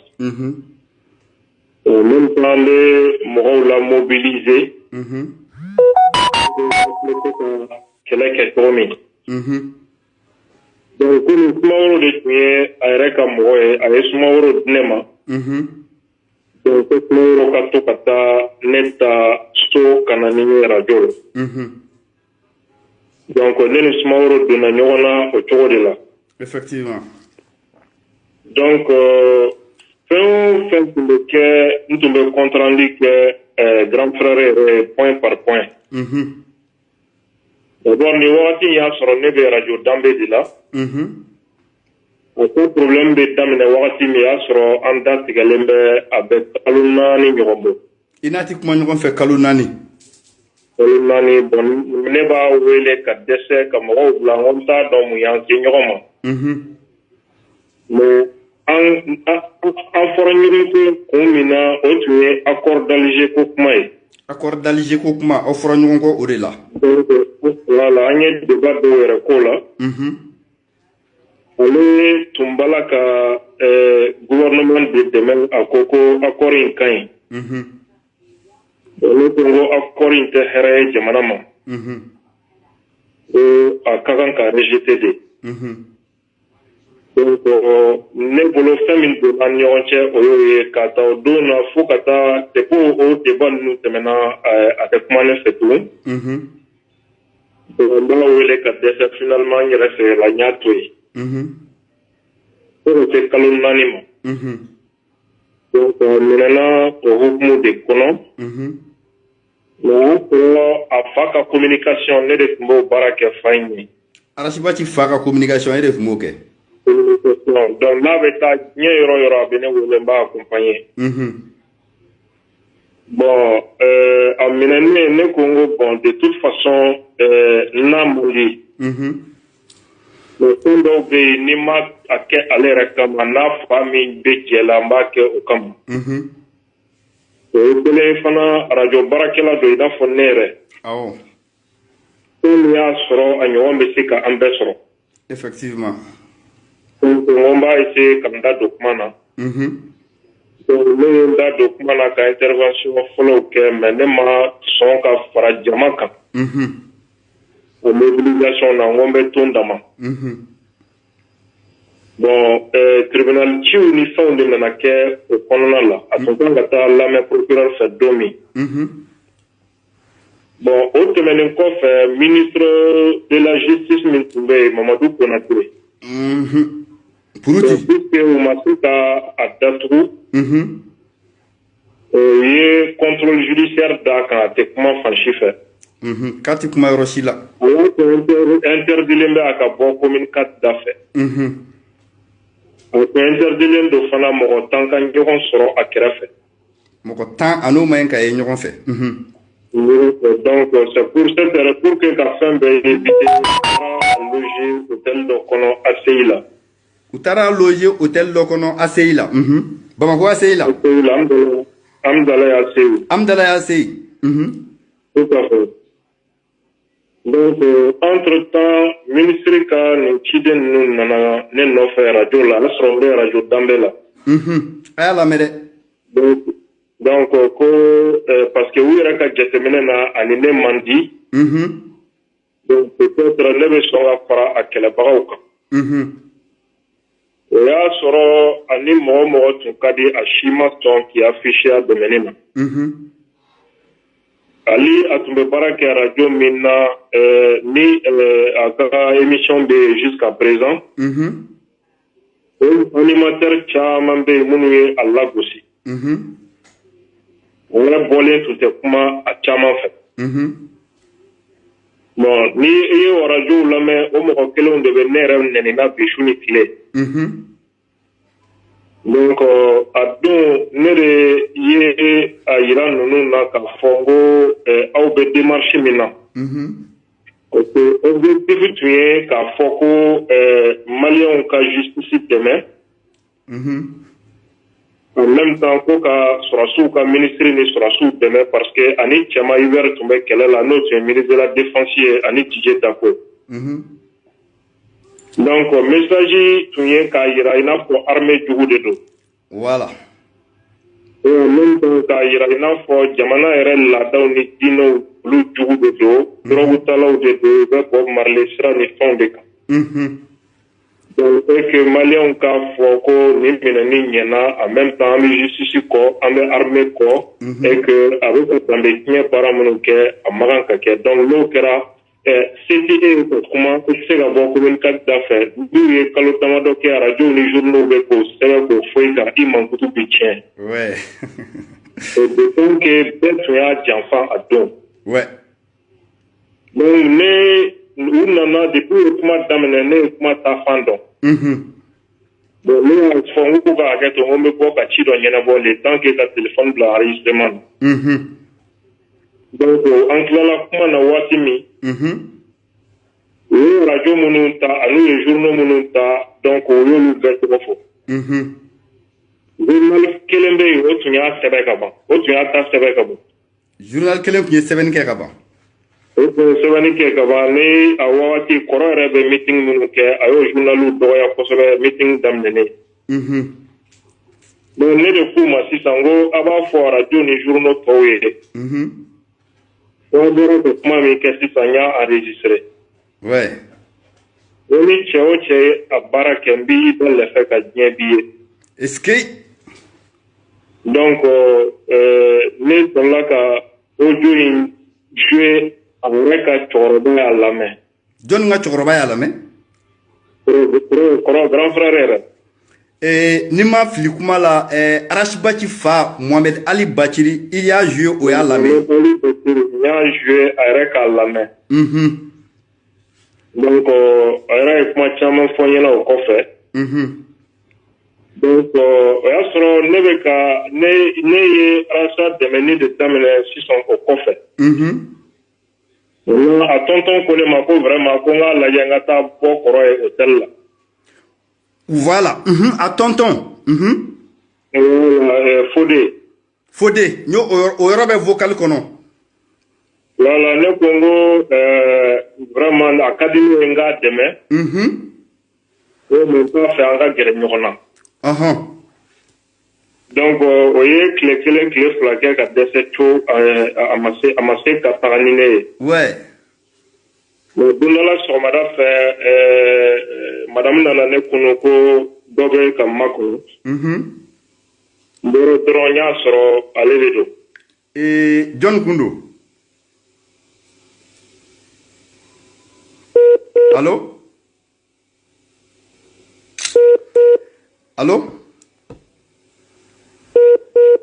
Allô? Allô? Allô? Comme une connexion. Voilà, Abdou Niang, Allô? Anklovila, c'est. Voilà. Ne bɔra ka sɔrɔ a tonton de don Fodé. A tonton de don Fodé. Voilà, ko bi kɔni ko don mobili kɔnɔ ko bi kɔni n bɛ taa ni ye i kɔrɔkɛ fɛ ko ɲininkali yɛrɛ t'a la. A ye kɛri bila quoi, sinon u bɛ ka a signaler quoi. Abdou Niang, hakɛ to 1 minute. A ye kɛri bila sinon vidéo bɛ ka signaler quoi. A ye kɛri bila quoi. Abdou Niang segin yɔrɔnin kan. Fodé nana. I bɛ don mobili kɔnɔ. I sɔnna i ma sɔn t'a la bi ko an bɛ taa i kɔrɔkɛ voir a ka kuma. Donc vraiment n ko problème t'a la n ko k'a to n ka labɛn. Donc ne ye labɛn o cogo la an taara ACI la hôtel la ka taa kɔrɔ voir. Allô? Allô, n tulo b'i la, jama tulo b'i la. Voilà, donc an sera hôtel kɔnɔna la a y'o sɔrɔ vraiment a jigila tigɛlen kun don kosɛbɛ. Parce que a tun sɔrɔ gulɔbuteli hakɛ min bɛ tabali kan a ka ca an ye tellement que a tun choquera ka bouleverser cogo dɔw la mɔgɔw y'a en même temps u ye a kun bɛ compter la maa o maa kan u bɛɛ y'u fosi ka bɔ a kɔrɔ a tɔgɔ bɛ ka tiɲɛ fɛn sugu bɛɛ. N b'a fɛ i ka segin nin yɔrɔnin kan parce que ne kɛra Abdou Niang pardon. N b'a fɛ i ka segin nin yɔrɔnin kan i ko k'i nana so kɔnɔ ka n'a sɔrɔ hôtel kɔnɔ i nana sɔrɔ gulɔ buteli joli b'a kɛrɛfɛ. Allô? Allô, ne tulo b'i la o. Allô? Allô? Voilà, ne nana sɔrɔ a ka hôtel chambre la. En réalité, il était très très déçu, donc ça fait que gulɔbuteli min tun bɛ tabali k'a dɔn a bɛ tan bɔ. Gulɔbuteli min tun bɛ tabali kan tellement k'a ye gulɔ min a bɛ buteli tan bɔ a tun bɛ tabali kan. Il était très très choqué et bouleversé en réalité. Ok, an ka taga. Donc n kuyira ka kuma daminɛ a ko ko dɔgɔ ko i ye n kɛlɛ ne ko n ko non n ko kɔrɔ e de ye ne kɛlɛ n ko parce que ne ye kalo caman de kɛ n bɛ k'i wele i tɛ n ka appel ta a ko ko ayi ko tiɲɛ don. O ko mais ko n kana miiri n'a fɔ kojugu don ko wagati dɔw la mɔgɔ bɛɛ ni cogoya de don. Donc ko ale yɛrɛ tun ka jate la mɔgɔ min bɛna ale kɛlɛ nin ko in na ne de don. Ale tun ɲɛna ani mɔgɔ mɔgɔ dɔw u bɛɛ y'a janfa ko mais ko mɔgɔ bɛ ɲini jugu dɔ gɛlɛya de kɔnɔ. Ko ala k'an to ɲɔgɔn ye. Donc ani ministre Konate donna ɲɔgɔn na cogo minnu na. A y'olu ɲɛfɔ n ɲɛna. N y'a faamuya k'a fɔ effectivement ani Konate tun bɛnna ko dɔw la nka kɔfɛ Konate taar'i fosi ka bɔ a kɔrɔ. Donc an donna anw ye kɛlɛ ne ye kɛlɛ bɔ radio kuma na k'a kɛ kɛnɛkan kɛlɛ ye à partir de ce jour. Est-ce que donc puisque u tun ye communication jugu minnu k'a kan o ye k'a fɔ ko Bob Marley ka idéologie de b'u la dɔrɔgutalaw ni fɛnw don. Donc n ko kɔrɔ n ye émission minnu kɛ ka tɛmɛ n ko o émission ninnu kɛ n ka disque dur kan. N b'a lajɛ n bɛ se ka i dɛmɛ cogo min na. Ouais. Donc, à la émission FMB, il y a des transferts. Nous avons la main qui ouais. Donc, pour que à Kanatouni, à la émission chaque jour, mais 15 minutes, à la émission Europe. Nous avons attiré Kosovo. Donc, neni kumakanjugu minnu bɔ a la n b'olu bɛɛ tigɛ ka bɔ a la parce que ne bɛ radio min kan silamɛ radio de tun don. Donc o émission o partie il faut auditeurs labanna ka wele 15 minutes. Donc contrôle judiciaire min tun b'a kan o kɛra sababu ye k'o contrôle judiciaire kɛ fu ye parce que a kun de y'a ka tunu mɔgɔw la u ka ɲinɛ kɔ o y'a ka ko bannen donc chaque jour ne bɛ 15 minutes jouer parce que Sariya b'a fɔ ko i mana mɔgɔ bila contrôle judiciaire kɔnɔ a tigi tɛ se ka taa kuma radio la mais sariya foyi t'a interdit ko radio t'a ka kumakan kɔrɔw jouer. Est-ce que donc ne y'o de k'a dama émission ye ka auditeurs laɲaga. Ouais. Donc o de ye ko tɔ bugun ka barika. A tɛ tɛmɛ a la. Donc entre temps pression commencera ka barika bonya ne kan. Pression bonya ne kan. Donc pression commencera à boyanner parce que radio n'en a commencé qu'à faire qu'à l'adjo. Donc là il y a des gens qui avaient l'adjo combina. Nous trop comment quand nous n'y dîner de nous renfogner quoi. Nous comment quand nous n'y jamais carrière de fogner encore. Nous nous trop comment nous met à fournir n'était. Donc, n'a soro o sabat de la kelentengo ne te se ka lajo. Ouais. Et para laban mina ne ka bara jora ka bo radio la, j'ai fait 4 mois je ne travaille pas ngo kelete jigiso. Donc on ga bara tchena o sababula 4 mois. Et on continue là ka taka Maliba FM kan ani réseaux sociaux kan ka jama mobiliser. Niko dugu do ga jado wo ko fait. Donc, en même temps, nous avons contrôle judiciaire pour que à toi, qu'à fou, pour que cette émission de quelle, donc, quelle est la de la restriction ou les donc, à tout monsieur, à boire communicateur d'affaires avec ta Bamako, Fambé, avec ta Mali, Yoro, Fanana. Donc, en même temps, il y a autorisation d'y avoir la conférence de meeting. Nous maintenant en mettant émission dans les quartiers. C'est ça à radio là, on met radio de Wele, on met meeting qui est quartier, on a dit comment que les radios viennent enregistrer au lieu de jouer. Ouais. Donc meeting nous d'amener trop de là. Est-ce que donc radio vient à jouer, donc Jama commencera à Yaga et à partir de là, Tungaranki Francini Espagne nous commencera à intéresser à faire là à partir de ce moment. Donc là sera politicien Jama Fanabe Mounou na ko kele fangani baraka et ça va laisser pour Sendoko là. Donc maintenant il y a une général donc comme on est là enregistrement non que. Parce que nous sommes d'amener. Ouais. Nous sommes encore jeunesse trouvera encore. Pour une conférence ou qu'un meeting ou qu'en même temps qu'un marché pas donc Bamako. Jeunesse trouvera encore mon propos trouvera encore. Donc n'est pas donc aller ni yeli n'auront fait. Parce que mieux fanga ni politique mɔgɔw ma o tɛ dɔnni ye. Kabako dan don. Ne b'a dɔn fana politique mɔgɔw ni fangaw u bɛ mɔgɔw cɛ tiɲɛ cogo min. Donc n b'a dɔn fana u bɛna ko bɛɛ kɛ soit ka se ka ko min k'u ta ye walima ka an fila bɛɛ sɔrɔ ka tugu kɔ walima ka kelen kɔni sama ka bɔ jama cɛ la kelen ka k'u ta ye jamais an fila ka to ɲɔgɔn fɛ n b'a dɔn état tɛna sɔn a ka kɛ wa politiciens tɛna sɔn a ka kɛ. Oui, au temps. Donc, ne b'a dɔn u bɛ don mɔgɔw la cogo min ka jɛ tiɲɛ u bɛ mɔgɔw u bɛ na ni infiltration ye walima aw yɛrɛ cɛ la u bɛ mɔgɔ dɔ sɔrɔ ka wari d'o ma u ka k'u kumadan n'u ka baarakɛden aw cɛ la. Donc Mali kɔnɔ kɔfɛ kuma de don filɛ nin ye o de bɛ mɔgɔw bila ɲɔgɔn na. O de la kuma fɛn o fɛn bɛ kɛ n tun b'a bɛɛ enregistré. Donc e ye vocal caman kuma fɔ. Donc o yɔrɔ faamuyana Abdou Niang. vocal kɔnɔ kuma fɔ.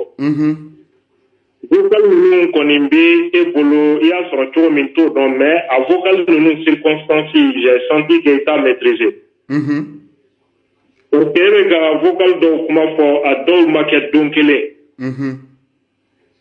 Bon a dɔw ma kɛ hali kalo kelen kɔnɔ écart dɔw bɛ dɔw ni dɔw cɛ. O de kama ne ko n ko mago bɛ e la yan e k'a ɲɛfɔ ne kana malidenw bila fili la Abdul Niang. Donc ni fɛn ninnu enregistrement daminɛ.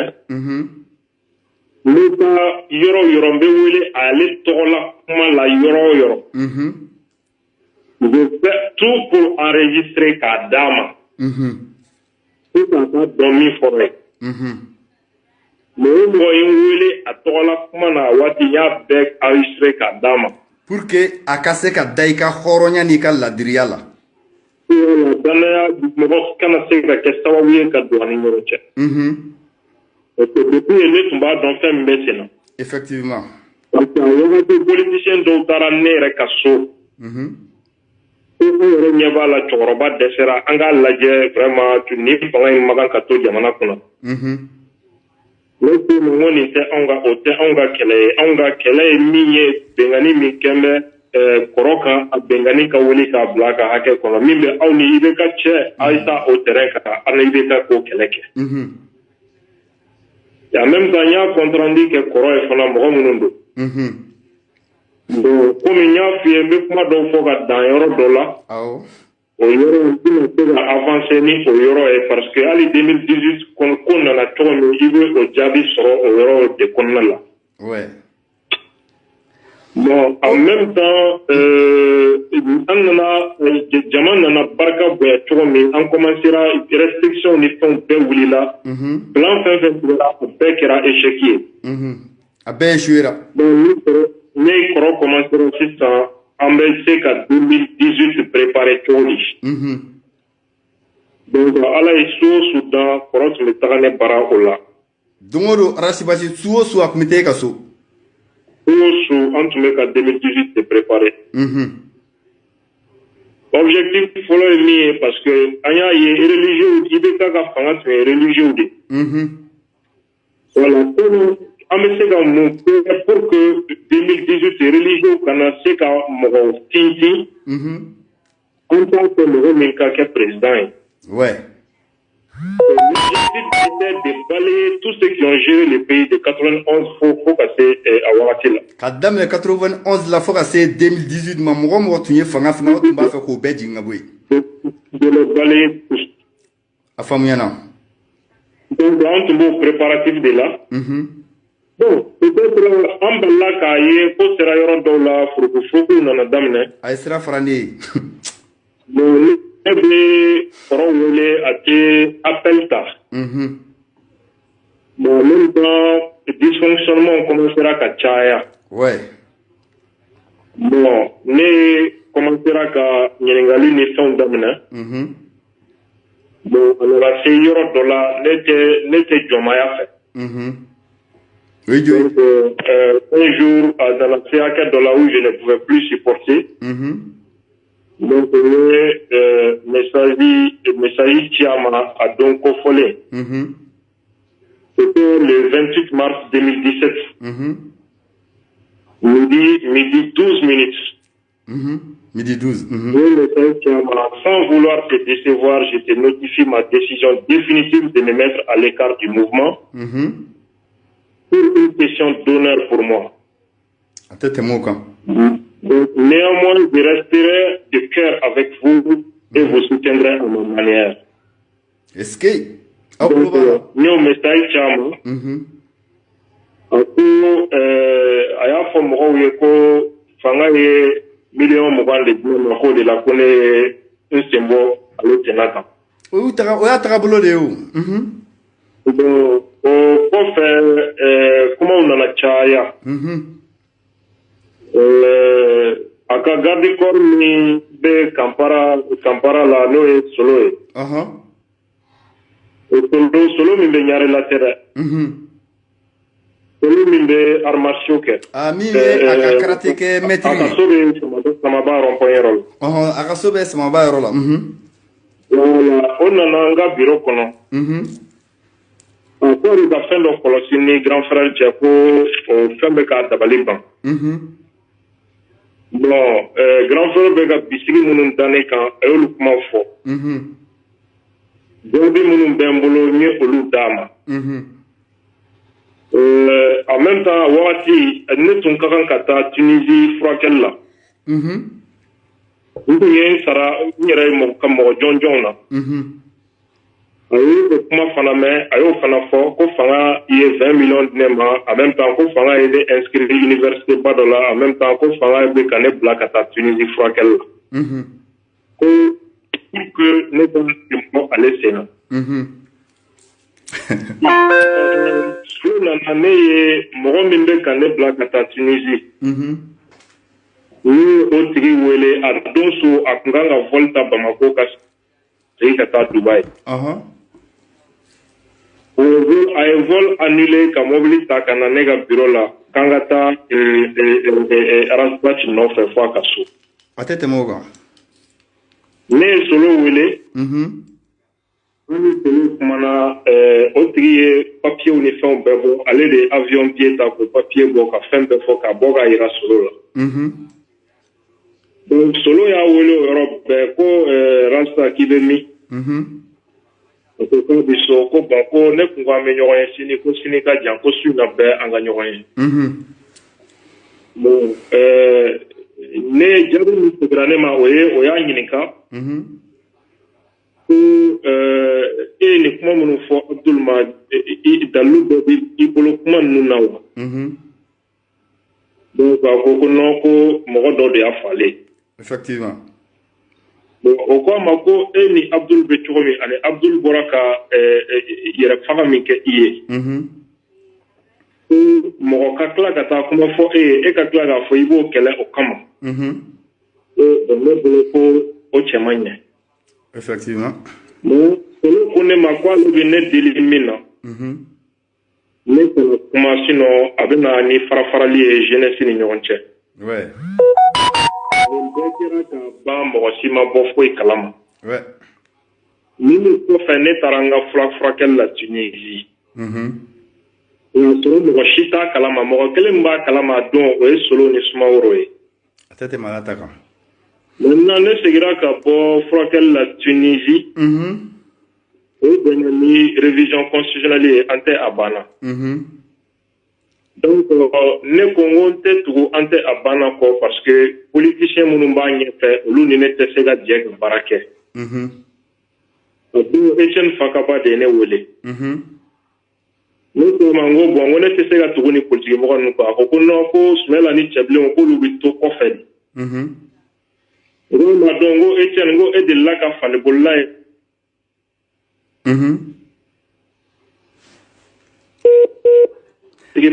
Ay kerbla, on va faire qu'un signaler quoi. Alors, ouais, un club là. Voilà, on est de là que Falbola, c'est qu'il est fallu y faire. Oh, tu sais quoi? Nos politiciens nous te feront, nous te ferons ma coutonnière faire, nous banques fait de référendum. Effectivement. Donc, voilà. Donc, Rasbach profitera au déconnant. Commencer par la Morola ka foko révision constitutionnelle ko nebe ko soutenir à tout moment fort no kuma kera yani ne kata Tunisie de ouais anana no kuma continuer que fait ma fo moye ko wari diranema 10 millions pour que ne ka révision constitutionnelle soutenir ko ne blala kata Tunisie pour que ka révision constitutionnelle soutenir ani fin chama donc au départ à ton 20 millions mais révision d'amener à 10 millions effectivement akliwa au ratif nuna donc voilà donc ante abana jamakuru do ba don chete puisque nous te kan kelena we nous nyara do mate ka dala parce que ne bora récemment Tunisie et comment il fera ça trop là donc la ko ba sur chien donc un yɛrɛ kɔrɔkɛ Tidiane Tangara ninnu. Tidiane Tangara ala ka hinɛ la. Olu ka hinɛ la ale ko ne ma ko ne kana kuma. Ouais. Qui kana kuma? Ne kana kuma ala kama. Ko an bɛna solution sɔrɔ a la. Donc a nana se hakɛ dɔ la ne ye maa kun fo ka se septembre ma kalo 6-7 ɲɔgɔn. Donc ne ye message ci Tidiane Tangara ma le 5 septembre 2017 16h32. Roland Mandé Sali Koro, vu la situation, j'ai décidé de réagir. Excuse-moi d'avance. Donc, il y a quand même un peu de jabilité, mais quand on voit des gens qui ont black, en fan, ils ont des cas, quand on joue sur le dama. Donc, au bas, tiens, kalama, au tek jabilité. Moi, je décide désormais de sortir répondre. Moi, même pas, il a fait, il y a quand même un peu de haketo, comment qu'elle a déjà vu neka. Ambeta kerate ne. Ne video follow ke de la ka bo ka jabi we galo munum dama ka bona document be ka présenter. O de kera kelek damene ne anu ni ñogonche. Merci beaucoup Abdounia. Chaman be France ni jamana jaw ni yoro chaman lu benen ne shuni clé lu ta don ka foko kelek damene ne 7 mois de terre ni kelek na pour que aka bo difficulté kono folo sani lu pa donc kono. Donc voilà comment est-ce que en gros situation nous nana. Ouais. Donc nous c'est comme nous faut oye nous de mais il va Abdul ka fo fon fait secret ouye na ni ñogonche Abdul fait quand date de nous là sinon fon kera abda preuve matériel d'embolo ya. Abdul ke nye oyoro famia mbe ntika kuma tige membi la jo fitini. Mba fe ka ɲiningali dɔ kɛ I la vocal min ni ne bɔra n'a ye ka jouer mba fɛ I ka a yira malidenw na I ni Ala cɛ la mba fɛ k'a dɔn I ni Ala cɛ la an bɛɛ ye maliden de ye vocal ni I ye vocal ni enregistré I y'a di mɔgɔ wɛrɛ ma wa mɔgɔ wɛrɛ bɛ vocal ni kalama wa vocal enregistré a vocal ninnu tɛ maa si bolo ni ale yɛrɛ tɛ parce que m'a dit mɔgɔ si ma n'ale yɛrɛ tɛ n y'a joué a fa de k'a lamɛn mais m'a di ala fa ma I y'a joué a fa k'a lamɛn mais I m'a d'o ma mais m'a d'a ma ok o yɔrɔ faamuyana Abdounia ne y'a di mɔgɔ kelen min ma o ye ale yɛrɛ de ye ale yɛrɛ suba ci yɛrɛ maintenant o ye 11 minutes vocal min kuma fɔ n ye 11 minutes min fɔ mais sani an ka se o yɔrɔ ma pardon mais mbi ka kuma tigɛ dɔɔni bi haketo sani an ka se 11 minutes ni kuma ma komi video bɛ ka jɛnya kosɛbɛ n b'a fɛ kuluba ko in I ka dɔ ɲɛfɔ an ɲɛna o la quoi an bɛna se 11 minutes ni fɛn o fɛn ye secret ye a man di vraiment k'o yɔrɔ ninnu fɔ I bɛ hakɛ to yɛrɛ de mais ni ne ni mɔgɔ jɛra an bɛ jɛ min ma o secret hali ni an kɛlɛla ne b'i kɛlɛ an bɛ kɛlɛ don min ka taa o don de la ka taa ɲɛfɛ ne b'i kɛlɛ ka taga o de kɔnɔ mais an jɛra min na ne t'i kɛlɛ n'o ko ye donc 11 minutes min kuma b'i da o ye vocal min ye o enregistré la yɔrɔ wɛrɛ de la o ye dɔ kɛra ba kɔ jikɔrɔni effectivement bon mɔgɔ dɔw ni mɔgɔ dɔw b'o la a joli tɛ foyi kɛ ne na parce que a joli bɛna a tɔ de yira diɲɛ k'a ye ne ye min kɛ ani n banna min ma ale kama o bɛ vocal kɔnɔ mais mɔgɔba dɔw bɛ yen sira caman fɛ diinɛ sira fɛ politique sira fɛ peut-être a cɛ man ɲi olu ma surtout diinɛ sira ta o de ye problème ye parce que a bɛ na ni mankanba ye o ye tiɲɛ ye Abdounia bon ne b'a fɛ ka min f'i ye o yɔrɔ a tigiw dɔw ni ne man di dɛ a tigi dɔw ni ne man di fɛn ninnu bilali u malo b'a la n b'a ɲini fɛ ne furadama ni kɔrɔ u ye nkalon ni fɛn fɛn banni ni fɛn fɛn da ne kan o n'a ta bɛn ne ma joué o n da ma maga nin si la o n b'a fɛ k'a ɲini I yɛrɛ fɛ hɔrɔnya kama il faut y avoir nous ka diɲɛ o kɔ n b'a fɛ I ka o layidu di ne yɛrɛ ma parce que a cɛman in il faut dɔw bila. Ouais. Maintenant enregistrement in kɛra radio min na ni o ye Danbe ye.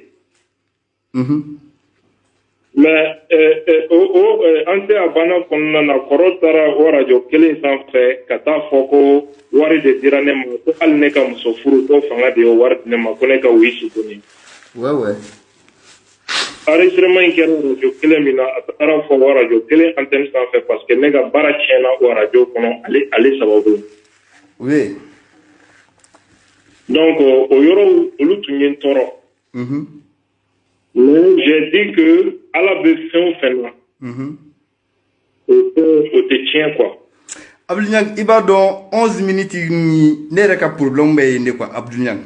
Parce que kuma caman fɔra ni réseaux sociaux in sanfɛ quoi. Wale caman fana bɛ ka kɛ quoi. Hali 11 minutes min filɛ nin ye. O ye partie fitinin dɔrɔn de ye o parce que a tɔ bɛ yen o tɛ e bolo. Parce que ne ma o dɔw ci hali kɔrɔ yɛrɛ ma o dɔw bɛ ne dɔrɔn de bolo. Voilà, donc ne di o mais 11 minutes ni Abdou Niang 11 minutes min kɛ ne b'a dɔn e b'a dɔn Abdou Niang. C'est-à-dire CDR mɔgɔ ninnu u ye mɔgɔw tɔɔrɔ quoi Abdou Niang. U ye mɔgɔw tɔɔrɔ bilahi sun. Ouais, bi k'i lamɛn Abdou Niang. Mais fɛ ka min f'i ye. Ouais. O yɔrɔ ninnu dɔw bɛ yen c'est-à-dire nafa t'a la quoi. Ouais. Parce que fɛn o fɛn ye mɔgɔ lebu ye. Ni I bɛ se ka éviter cogo o cogo I b'a éviter surtout jamatigilamɔgɔw. Ouais. O yɔrɔ ninnu a ka di n ye vraiment I ka o layidu di ne yɛrɛ ma. Ouais. Franchement I ka o yɔrɔ ninnu I ka jɛn olu kɔ. Fɛn tɛ siranya tɛ fɛn wɛrɛ foyi tɛ mais mɔgɔ lebu ye fɛn ninnu cɛ ka jugu parce que a dɔw ye jamatigibaw ye mɔgɔw ka taa tiɲɛ don a dɔw yɛrɛ ne commandant dɔw ye bi dɛ ni ye segu o bɛ ne fa bi mais pour moi c'est pas la peine a ka di ne ye vraiment I ka o engagement di ne yɛrɛ ma hɔrɔnya kɛnɛ kan yan parce que I ye n wele ne nana ka na I jaabi donc a ka di ne fana ye vraiment I ka o engagement di ne ma o yɔrɔ ninnu I ka olu to yen ça ne sert à rien. Voilà. Ok, Abdou Niang, n'i ka kuma faamu quoi.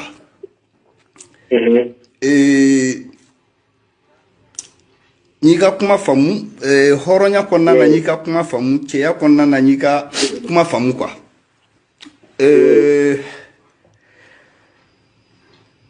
Abdou Niang kuma gɛlɛyara. Lamɛnbagaw tulo b'an na. Kuma gɛlɛyara, baara gɛlɛyara. Mais Abdou Niang n'i ye hɔrɔn faga foyi tɛ bɔ a kɔnɔ hɔrɔn kɔ quoi. Ouais. Wale caman kɛra buna hadamadenw na ni Facebook in sanfɛ yan. Mali bɛɛ lajɛlen tugura an bɛɛ y'an ka denbaya an nafolo an bɛɛ lajɛlen y'a di nin kamalen ma. Mais Abdou Niang lanjabali jumɛn bɛ min ma da an dɔn masa kan lanjabali jumɛn bɛ min ma da malidenw kan ni Arasibaci ni jɛkulu in fɛ mɔgɔba jumɛn bɛ jamana in kɔnɔ ko min ma dɔgɔya Arasibaci fɛ mɔgɔba jumɛn bɛ diinɛmɔgɔw kerecɛnmɔgɔw laadakokɛlaw a jumɛn kelen de bɛ Mali in kɔnɔ Mali in kɔ kan ko Arasibaci n'a ka jɛkulu n'u ma min fan dɛ n'u ma min buruja n'u ma min wolotogo fɔ a ɲɛna mɔgɔw bɛ hakɛ to kuma n'a fɔtogo la. Abdou Niang. Ouais. Ne bɛ ka yɔrɔ dɔ f'i ye o yɔrɔ la. Ouais.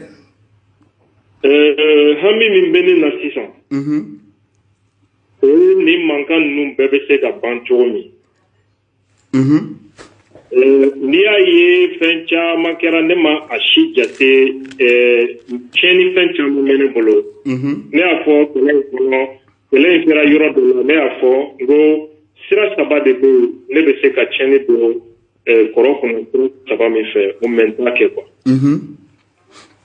Mais ne bɛ min ɲini sisan o ye kɛlɛ ninnu. N bɛ Mali jeunesse bɛɛ deli an ka yafa ɲɔgɔn ma.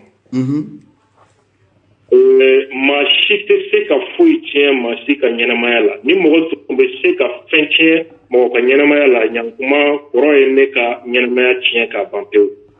O ye tiɲɛ. parce que ne bɛ mɔgɔw ye ne kɛlɛli la a bɛ n layɛlɛ de parce que fɛn min bɛ n dusukun na ani n bɛ limaniya min kɔnɔ ani ala bɛ n bolo cogo min ne b'a dɔn mɔgɔ min tɛ olu ye u tɛ se ka foyi tiɲɛ ne ka foyi la.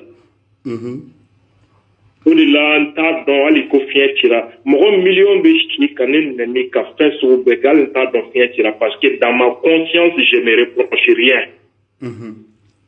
n b'a dɔn n ye ɲuman min kɛ ala kama n t'a fɛ hali mɔgɔ ka a dɔw dɔn o bɛ to ne ni ale ni ala de cɛ.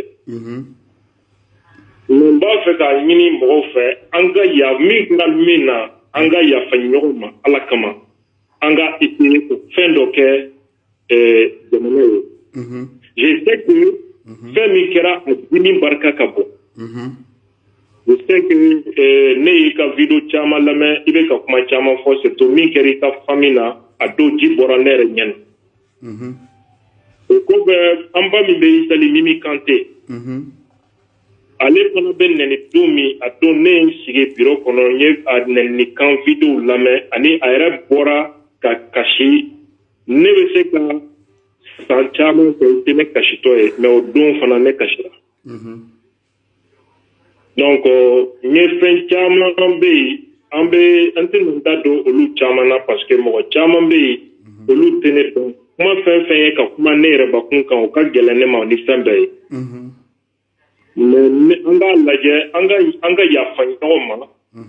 et que jamana hami bɛ minnu na olu ka ɲɔgɔn retrouver an ka fɛn dɔ kɛ jamana ye pour que parce que fɔlɔ la ni ne yɛrɛ ye surtout maliyɛn minnu sigilen bɛ tunga fɛ i ni mɔgɔ tun bɛ i ni maliyɛn ɲɔgɔn aw bɛ Mali kɔnɔ aw datigɛlen ɲɔgɔn na aw bɛ bɔ ka taa tunga fɛ aw bɛ ɲɔgɔn ye wali jamana kɔnɔ aw datigɛlen ɲɔgɔn na o yɔrɔ bɛ aw bɛ girin ka taa ɲɔgɔn kan ka ɲɔgɔn fɔ. effectivement.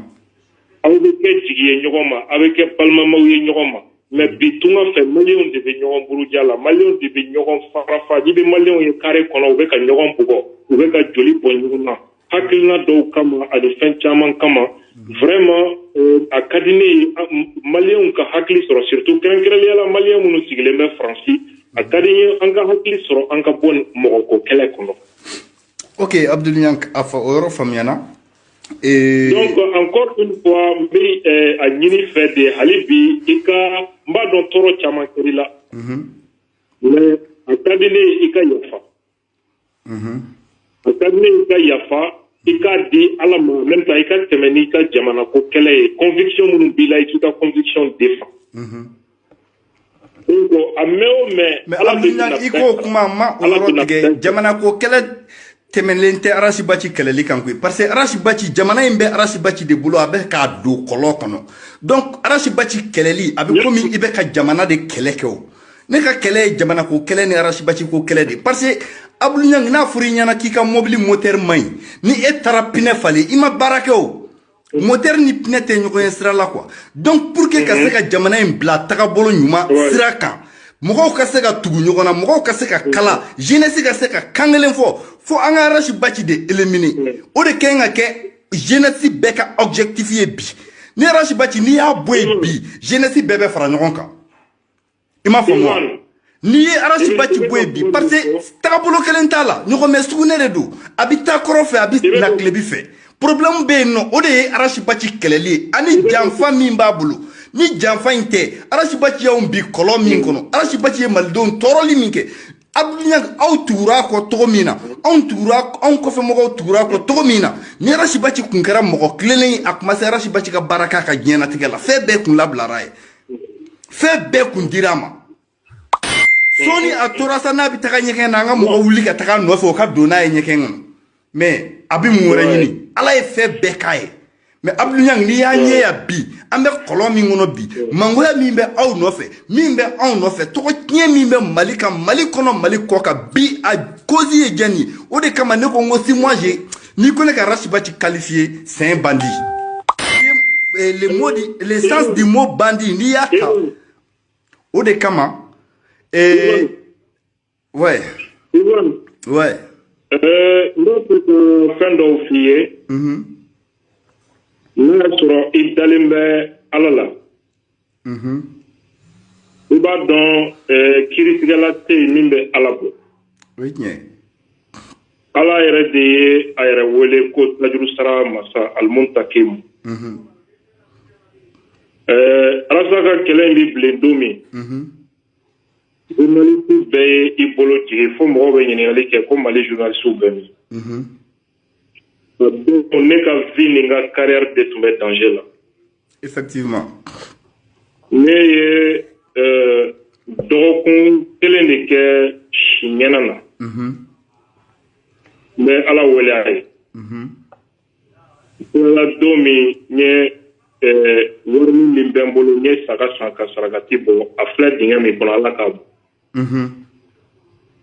mais don min fanani banani min tɔgɔ tiɲɛ barika bonyana n ye n jɔ teli yɔrɔ kelen na k'a fɔ u bɛ fɛn min fɔla ne kan ko ni aw tɛ Ala ka kiiri tigɛ donc mɔgɔw kɛlɛcogo mɔgɔw bɛ fɛn caman ye mɔgɔw ne convainculen don k'a fɔ Ala tɛ ɲinɛ foyi kɔ donc n'i ko I bɛ dimi bɛ bɔ I yɛrɛ la finalement I tɛ dimi bɔ effectivement donc dimi dɔw bɛ yen I b'olu to Ala bolo effectivement I bɛ avancer ne y'o f'i ye n ko an ba min bɛ États-Unis n'o ye Mama National ye ne ye ale nɛnikan min nɛni cogo dɔ la n ye min kɛ n b'a kuntigi la n tɛ se k'a f'i ye sini ni hakili jiginna na a bɛ n dusu bɔ olu ye fɛnw ye fɛn minnu mais leçon de don ɲɛnamaya la mais an bɛ min nɔfɛ sisan jamana fɛnw bɛ minnu na olu bɛ se ka ɲɔgɔn retrouver en tout cas fɛn o fɛn kɔni ta ye tiɲɛ ye ne ɲɛ tɛ maa si kelen na min ɲɛ tɛ tiɲɛ na peut-être dɔw bɛ laɲini wɛrɛ kɔnɔ yanni diɲɛ wuli cɛ olu tɛna tiɲɛ sira taama mais fɛn o fɛn ɲɛ bɛ tiɲɛ na ko hami ye jamana ye olu bɛ se ka ɲɔgɔn sɔrɔ k'u ka jamana ko kɛlɛ kɛ mɔgɔ min ni I yɛrɛ convaincra k'a ka kɛlɛ tɛ jamana ko ye ni aw ye ɲɔgɔn minɛ ka jamana ko kɛlɛ kɛ o ɲɔgɔnna kɛlɛ tɛ yen ka ɲɛsin o tigi ma donc o de ye n ka faamuya mais n b'a fɛ ka insister yɔrɔ min kan min bukalen ye a ka di n ye I bɛ se ka o yɔrɔ to yen cogo min Ala kama o bɛ se ka diya n ye kosɛbɛ parce que fɛn caman bɛ yen n y'a f'i ye cogo min fɛn o fɛn fɔra ne ma yɔrɔ kuma jugu tɛ yen min ma fɔ ne ma mais fɛn caman bɛ yen ne ma bɔ n'a si ye et puis vocali bɛ mɔgɔ min kun kan a tigi yɛrɛ nɔfɛ mɔgɔw n'a tigi yɛrɛ n'i ye ne d'u ma bi u bɛ n fa parce que u ɲɛna kojugu don ne ye Ala ma dusukun di ne ma ko n bɛ mɔgɔ juguya minɛ ou bien ko n b'a sigi k'u mɔgɔ ma kɔnɔ fɛn dɔ la pour moi ne bɛ mɔgɔw lajɛ juguya sira dɔ kan bɛɛ layɛlɛ de parce que n b'a dɔn se foyi t'u ye se bɛ Ala de mais a ka di ne ye Ala yɛrɛ de kama I ka a yɔrɔ to yen ça ne sert à rien parce que lebu sugu dɔw don a laban a bɛ sɔn ka kɛ hali fitinɛ façon dɔw ye parce que a domaine sugu min don mɔgɔ tɛ tiɲɛ ni nkalon na a dɔw la voilà n'i sera ka o layidu di a hɔrɔnya la j'ai accepté ka n'i jaabi ka kɛnɛ kɔnɔ parce que ne ye layidu di bɛɛ ma Idriss ka plateau kɔnɔ bon maliyɛn fɛn o fɛn ye ne wele jamana ko la n bɛna n ka hakilina fɛ parce que n'i y'a ye I bɛ boli débat ɲɛ ou bien I bɛ boli mɔgɔw y'i wele n b'i interpeller I b'a sɔrɔ I yɛrɛ sigalen b'i yɛrɛ la k'i bɛ ko kolon dɔ la kaban Ala ye n dan n tɛ kuma suli ko kolon na n bɛ fɛn o fɛn kɛ dogo la n bɛ se ka n da don a bɛɛ la kɛnɛ kan voilà ok Abdul Nyanke o yɔrɔ faamuyana komi video jɛnyana donc ne kɔni ne bɛ foli se I ma ka bonyamasegi di I ma I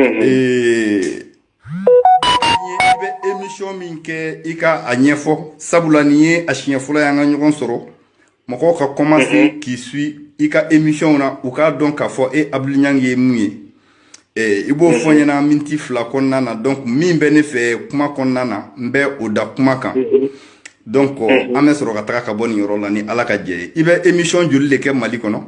I bɛ ma dɔn ko miroir wa? Émission miroir analyse de jamana sujet analyse de. Émission de que radio émergence sans fait Bamako ya. O bɛ kɛ don jumɛn don jumɛn? Bon, moi, mercredi 22h ani samedi 21h. Ah, ok. Radio, émission miroir. Émission miroir, oui. Ah, kewale minnu ke Mali kono ibe kuma olukan ola. Voilà, mais jamana sujet uta ka analyser ka décryptage ka kanko. Tagabolo minnu be Mali kono ibolu ɲɛfɔ. Ok, ani émission wɛrɛ jumɛn wɛrɛ be ibe mun kɛ? Ouais, bon, sɔgɔmada fɛ n bɛ journal di radio la bamanankan na. Ok.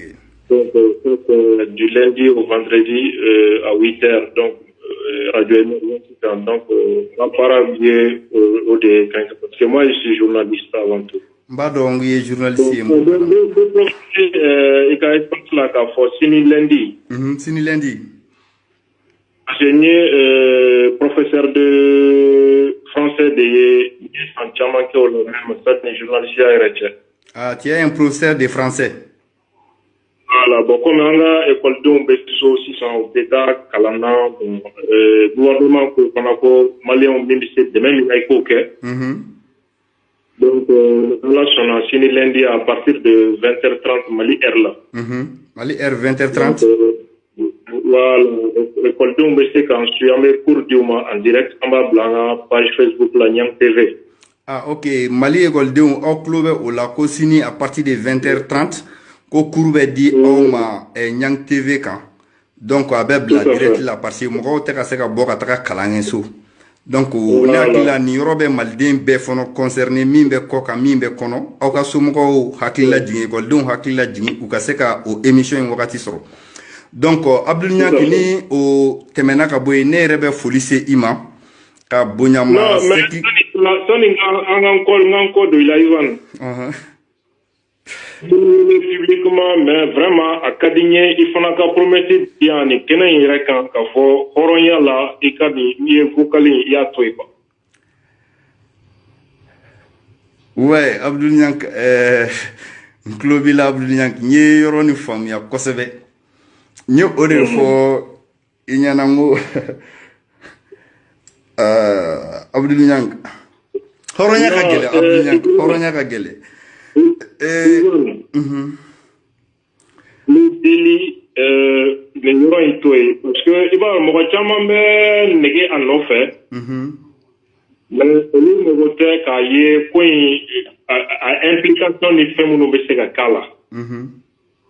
Ne y'o f'i ye n ko ni dusu yɛrɛ don ɲankuma ne ye tiɲɛni min kɛ ka bɔ fɛn hakɛ min bɛ ne bolo c'est pas peut-être nin dɔrɔn tɛ o k'a daminɛ histoire in daminɛ fo bi fɛn o fɛn kɛra j'ai gardé toutes les preuves. Ouais. J'ai gardé toutes les preuves et puis mɔgɔ caman fana tɛ fɛn min kalama. Nin kɛlɛ in kɔnɔ an ye kɛlɛ in yɛrɛ kuma fɔ k'a ban pewu don min. O kɛra Falajɛ gendarmerie min filɛ Falajɛ. Ouais. Sécurité d'État yɔrɔ commune 5 la meeting chaise karila don min. A y'o sɔrɔ meeting ninnu commencera ka jamana marabagaw k'u siran. La sécurité d'État ye Tiyani Tangara de bila. Ka ne ni kɔrɔ wele Falajɛ gendarmerie la. A don sécurité d'État directeur des renseignements intérieurs Oumani Kamara ale de bɛ Mali ambassade la France bi. Ale de an reçoit Falajɛ gendarmerie kɔnɔ ne ni kɔrɔ. Donc an b'a fɛ ka min fɔ o ye fɔlɔ. Aw ka meeting kɔnɔ aw ka kuma dɔw bolila sécurité d'État kan. An b'a fɔ aw ɲɛna ni anw bɛ aw contre la hali meeting min bɛ ka kɛ a bɛ lajɔ. Ouais. Maintenant kɛlɛ in kɔnɔ problème min bɛ yen a y'a fɔ injustice fɛn o fɛn kɛlen bɛ aw la a y'a bɛɛ ɲɛfɔ an b'a bɛɛ a bɛɛ régler yan.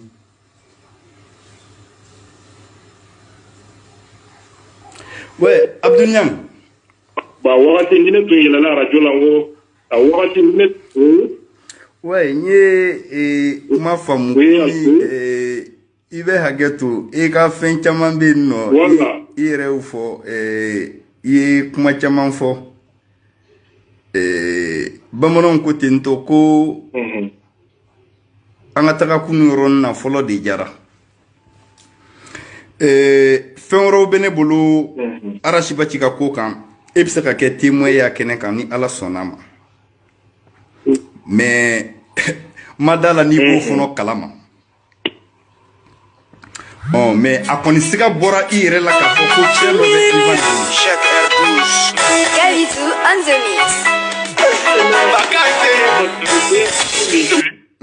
the bon ni o sɔrɔ kɔni vraiment ne yɛrɛ bɛ n yɛrɛ ɲininka i y'a sɔrɔ sira min fɛ certainement n t'a dɔn ale de y'a d'i ma wa ou bien i y'a ta kun cogo min je ne sais pas. Ouais. Ok, Abdoulian, à mettre mon abonné comme vidéo. Mais ouais, comment? C'est ça. Non, mais nous, pour que comment il Canadien trop. On peut donner vraiment, n'y fier et quand on s'en la. Ok, Abdoulian, comment t'es? À mettre mon atara. Amen yoro baya. Horonya la inana kene kono. La duriala inana kene kono. Ni tumana a bɛ se ka kɛ fɛn dɔ ye fɛn min bɛ kɛ tiɲɛni ye parce que ne yɛrɛ fana ka laɲini tun ye o de ye i kana na n'i ma na donc mɔgɔ kun tɛna fɔ ko Ivan i ye nin kɛ a ma ɲa n'i ye ne bonya i nana n bɛ o bonyamasegin k'i ma komi an balimakɛ n'o y'an ka alimami ye Abubakar Sidik n b'a fɔnɔ fo ka bonyamasegin k'a ma parce que aw ye n jaabi an y'o de fɔ ban ka fisa ni janfa ye hɔrɔnya kuma ti fila ye Cɛbakɔrɔ ni sɔnna a tɔ ko a ka dɔ i sɔnna n'i banna a to a ka dɔ i banna hɔrɔn n'a sɔnna a bɛ se samasu kɔrɔ mais n'a banna a tɛ se sɛsu kɔrɔ tout à fait i ka hɔrɔnya i ka ladiriya ani i ka nali bonya kama bamanankɛ fana b'a kan d'i ma mɔgɔ ba fila ba saba ɲɛna bi mun bɛ lini sanfɛ Abdoulian n bɛ bɔ ni fɛn wɛrɛ ye i bɛ se ka concerner o la mais fɛn min bɛ tali kɛ ni mɔgɔba ninnu ka koɲɛ in kan n b'a layidu ta ye malidenw ɲɛna komi ɲɛ bɛ message la ka caya mɔgɔ caman ye vocal caman bila n kun sani an bɛ se yan tiɲɛ yɛrɛ la ne ma sɔn mais ne kun t'a dɔn ko i bɛ na n kalenna n kun t'a dɔn k'i bɛ na kɛnɛ in kan parce que n'i tun ma na kɛnɛ in kan de n kun bɛ bɔ ni fɛn ninnu ye mais de fait que il nana non ko caman ye ne yɛrɛ wele ko Abdul ko man di ɲɛ i ka taa Ivan jaabi ne ko non Ivan ye malien de do fɔlɔ donc en même temps ne ye n kan di bɛɛ ma Idriss ka plateau kan n ko ne kuma fɛn fɛn bɛ ne de kun kan mɔgɔ mɔgɔ n'i ye ne wele ni manamana kan fɔ tɛ fo i mago bɛ tiɲɛ de la n'i ye ne wele n bɛ taa i jaabi a ye n wele moi je bɛ taa jaabi parce que n b'a dɔn fɛn min en même temps ne de plaider mɔgɔ wɛrɛ de lebu ale kama ne kɔni tɛ ne ka foyi n b'a dɔn d'accord i ye o min kɛ o fana engagement min di yan o diyara n ye basi foyi t'a la Abdoulian n b'i fo k'i waleɲuman dɔn vraiment ni Ala sɔnna ma hali bi an ka jamana ko in na an ka ɲɔgɔn minɛ ni Ala ka jɛ ye n ye vocal yɛrɛ sɔrɔ sisan n ye fɛngɛw sɔrɔ n ka président Mamadu Togola Ɲansa ale fana ko ma ko n ka layidu nin di ayiwa malidenw je vous prends en témoin Abdoulian i ka hɔrɔnya n'i ka ladiriya kama vocal ni miniti 11 ni an ni kaburu kɔnɔna cɛ n tɛna di mɔgɔ ma a parti den kelen n t'a di mɔgɔ ma n tɛna jouer i ka bonya kama bonya bi mande bonya masegi bi mande ni cɛbakɔrɔ ni i bonyana n'a mi fa ni dɔgɔyara o ma ɲi ka bali la ne fa ni ne baw ne kɔrɔ ni ne dɔgɔw a wagati ni miniti 11 mɔgɔ caman a curiosité bi mɔgɔ caman na mais Abdoulian ye hɔrɔnya dɔ kɛ n ka ka hɔrɔnya minɛ a ka hɔrɔnya kɛ ka a sira tile a bolo sinon foyi ti ne bali ka vocalin jouer nte dorome sura la ti dorome chani mais Abdou Niang ba don togo mina a ɲɛbɛ yɔrɔ min na Abdou Niang yɛrɛ fana malo tɛ a kɔnɔ mais fɛnw de bɛ fɛn kɔnɔ limanaw a bɛ se ka kɛ tiɲɛni ye jamana ma a bɛ se ka kɛ tiɲɛni ye don nataw la donc hɔrɔnya kɔnɔ ladiriya kɔnɔ Jawrul i folen biya Mamadou le sage i folen biya donc n bɛ n kan di aw ma k'a ɲini malidenw fɛ minnu sigilen bɛ ni vocal ni lamɛnni ye Abdou Niang bonya kama Abdou Niang ka hɔrɔnya kama a ka ladiriya kama a ye nali min kɛ o bonya kama an ka ɲinɛ nin kɔ Malika famille mɔgɔw aw bonya kama bonya bi mande bonya masegi bi mande Kaural renouveau aw bonya kama Jeka aw bonya kama n b'a ɲini aw fɛ maliden fɛn o fɛn mun man filɛ Mali kɔ kan Mali kɔnɔ mɔgɔ mɔgɔ min ni o ni bina tɔɔrɔ nin ko in na an bɛ hakɛto ɲini k'aw fɛ n bolo fila bɛ n kɔ aw ye n kɛn ka Abdou Niang ka hɔrɔnya n kɛn ka seg'a ma sinon ne yɛrɛ Ivan ni tun bɛ yɔrɔ min na bi ne dusukolo tun bɛ yɔrɔ min na bi ni vocal ko in na ni Ala yɛrɛ n'a ka masaya tɛ ne kun t'a dɔn ko fɛn dɔ bɛ se ka ne bali ka nin fɛn in bɔ bi kɛnɛ kan mais an y'o de fɔ n'i ma misinin to a sɔgɔmadafɛ biri ye i b'a to a wuladafɛ biri ye donc n b'o hakɛto ɲini kɛ aw fɛ k'a yira aw la ko Ala ka an bɛn ni ɲɔgɔn wɛrɛ ma Abdou Niang n bɛ foli s'i ma i bɛ se k'i ka foli labanw kɛ an b'a yira malidenw na ni Ala ma basi foyi kɛ an bɛna vidéo ka ca Arachibati n'o fɔ n ko a bɛ aw balimakɛ tigɛ kɔnɔ limanaw bɛ Arachibati di aw ma saraka t'a la Abdou Niang i bɛ se k'i ka foli laban kɛ an bɛ taga ka bɔ yan ni Ala ka jɛ ye n bɛ hakɛto ɲini k'aw fɛ n bɛ foli di hali bi maliyɛnw bɛɛ de ma an bɛ dugawu kɛ hali bi bana jugu min bɛ diɲɛ kɔnɔ Ala ka kisi de kɛ amina yarabi an hakili to an yɛrɛ la o kɔfɛ n bɛ appel min lancer Mali jeunesse ma erreur ni kɛlɛ kirikara minnu nana don kow kɔnɔ a kɛra sababu ye jeunesse ma se ka foyi kɛ 2018 donc a ka kan bi jeunesse ka miiri ka tasi parce que n'i y'a ye ne ni kɔrɔ ka ko in yɛrɛ kɔnɔ ne ma sɔn ka kɛlɛ se degré dɔ la parce que n siranna parce que an bɛna jeunesse bila désespoir kɔnɔ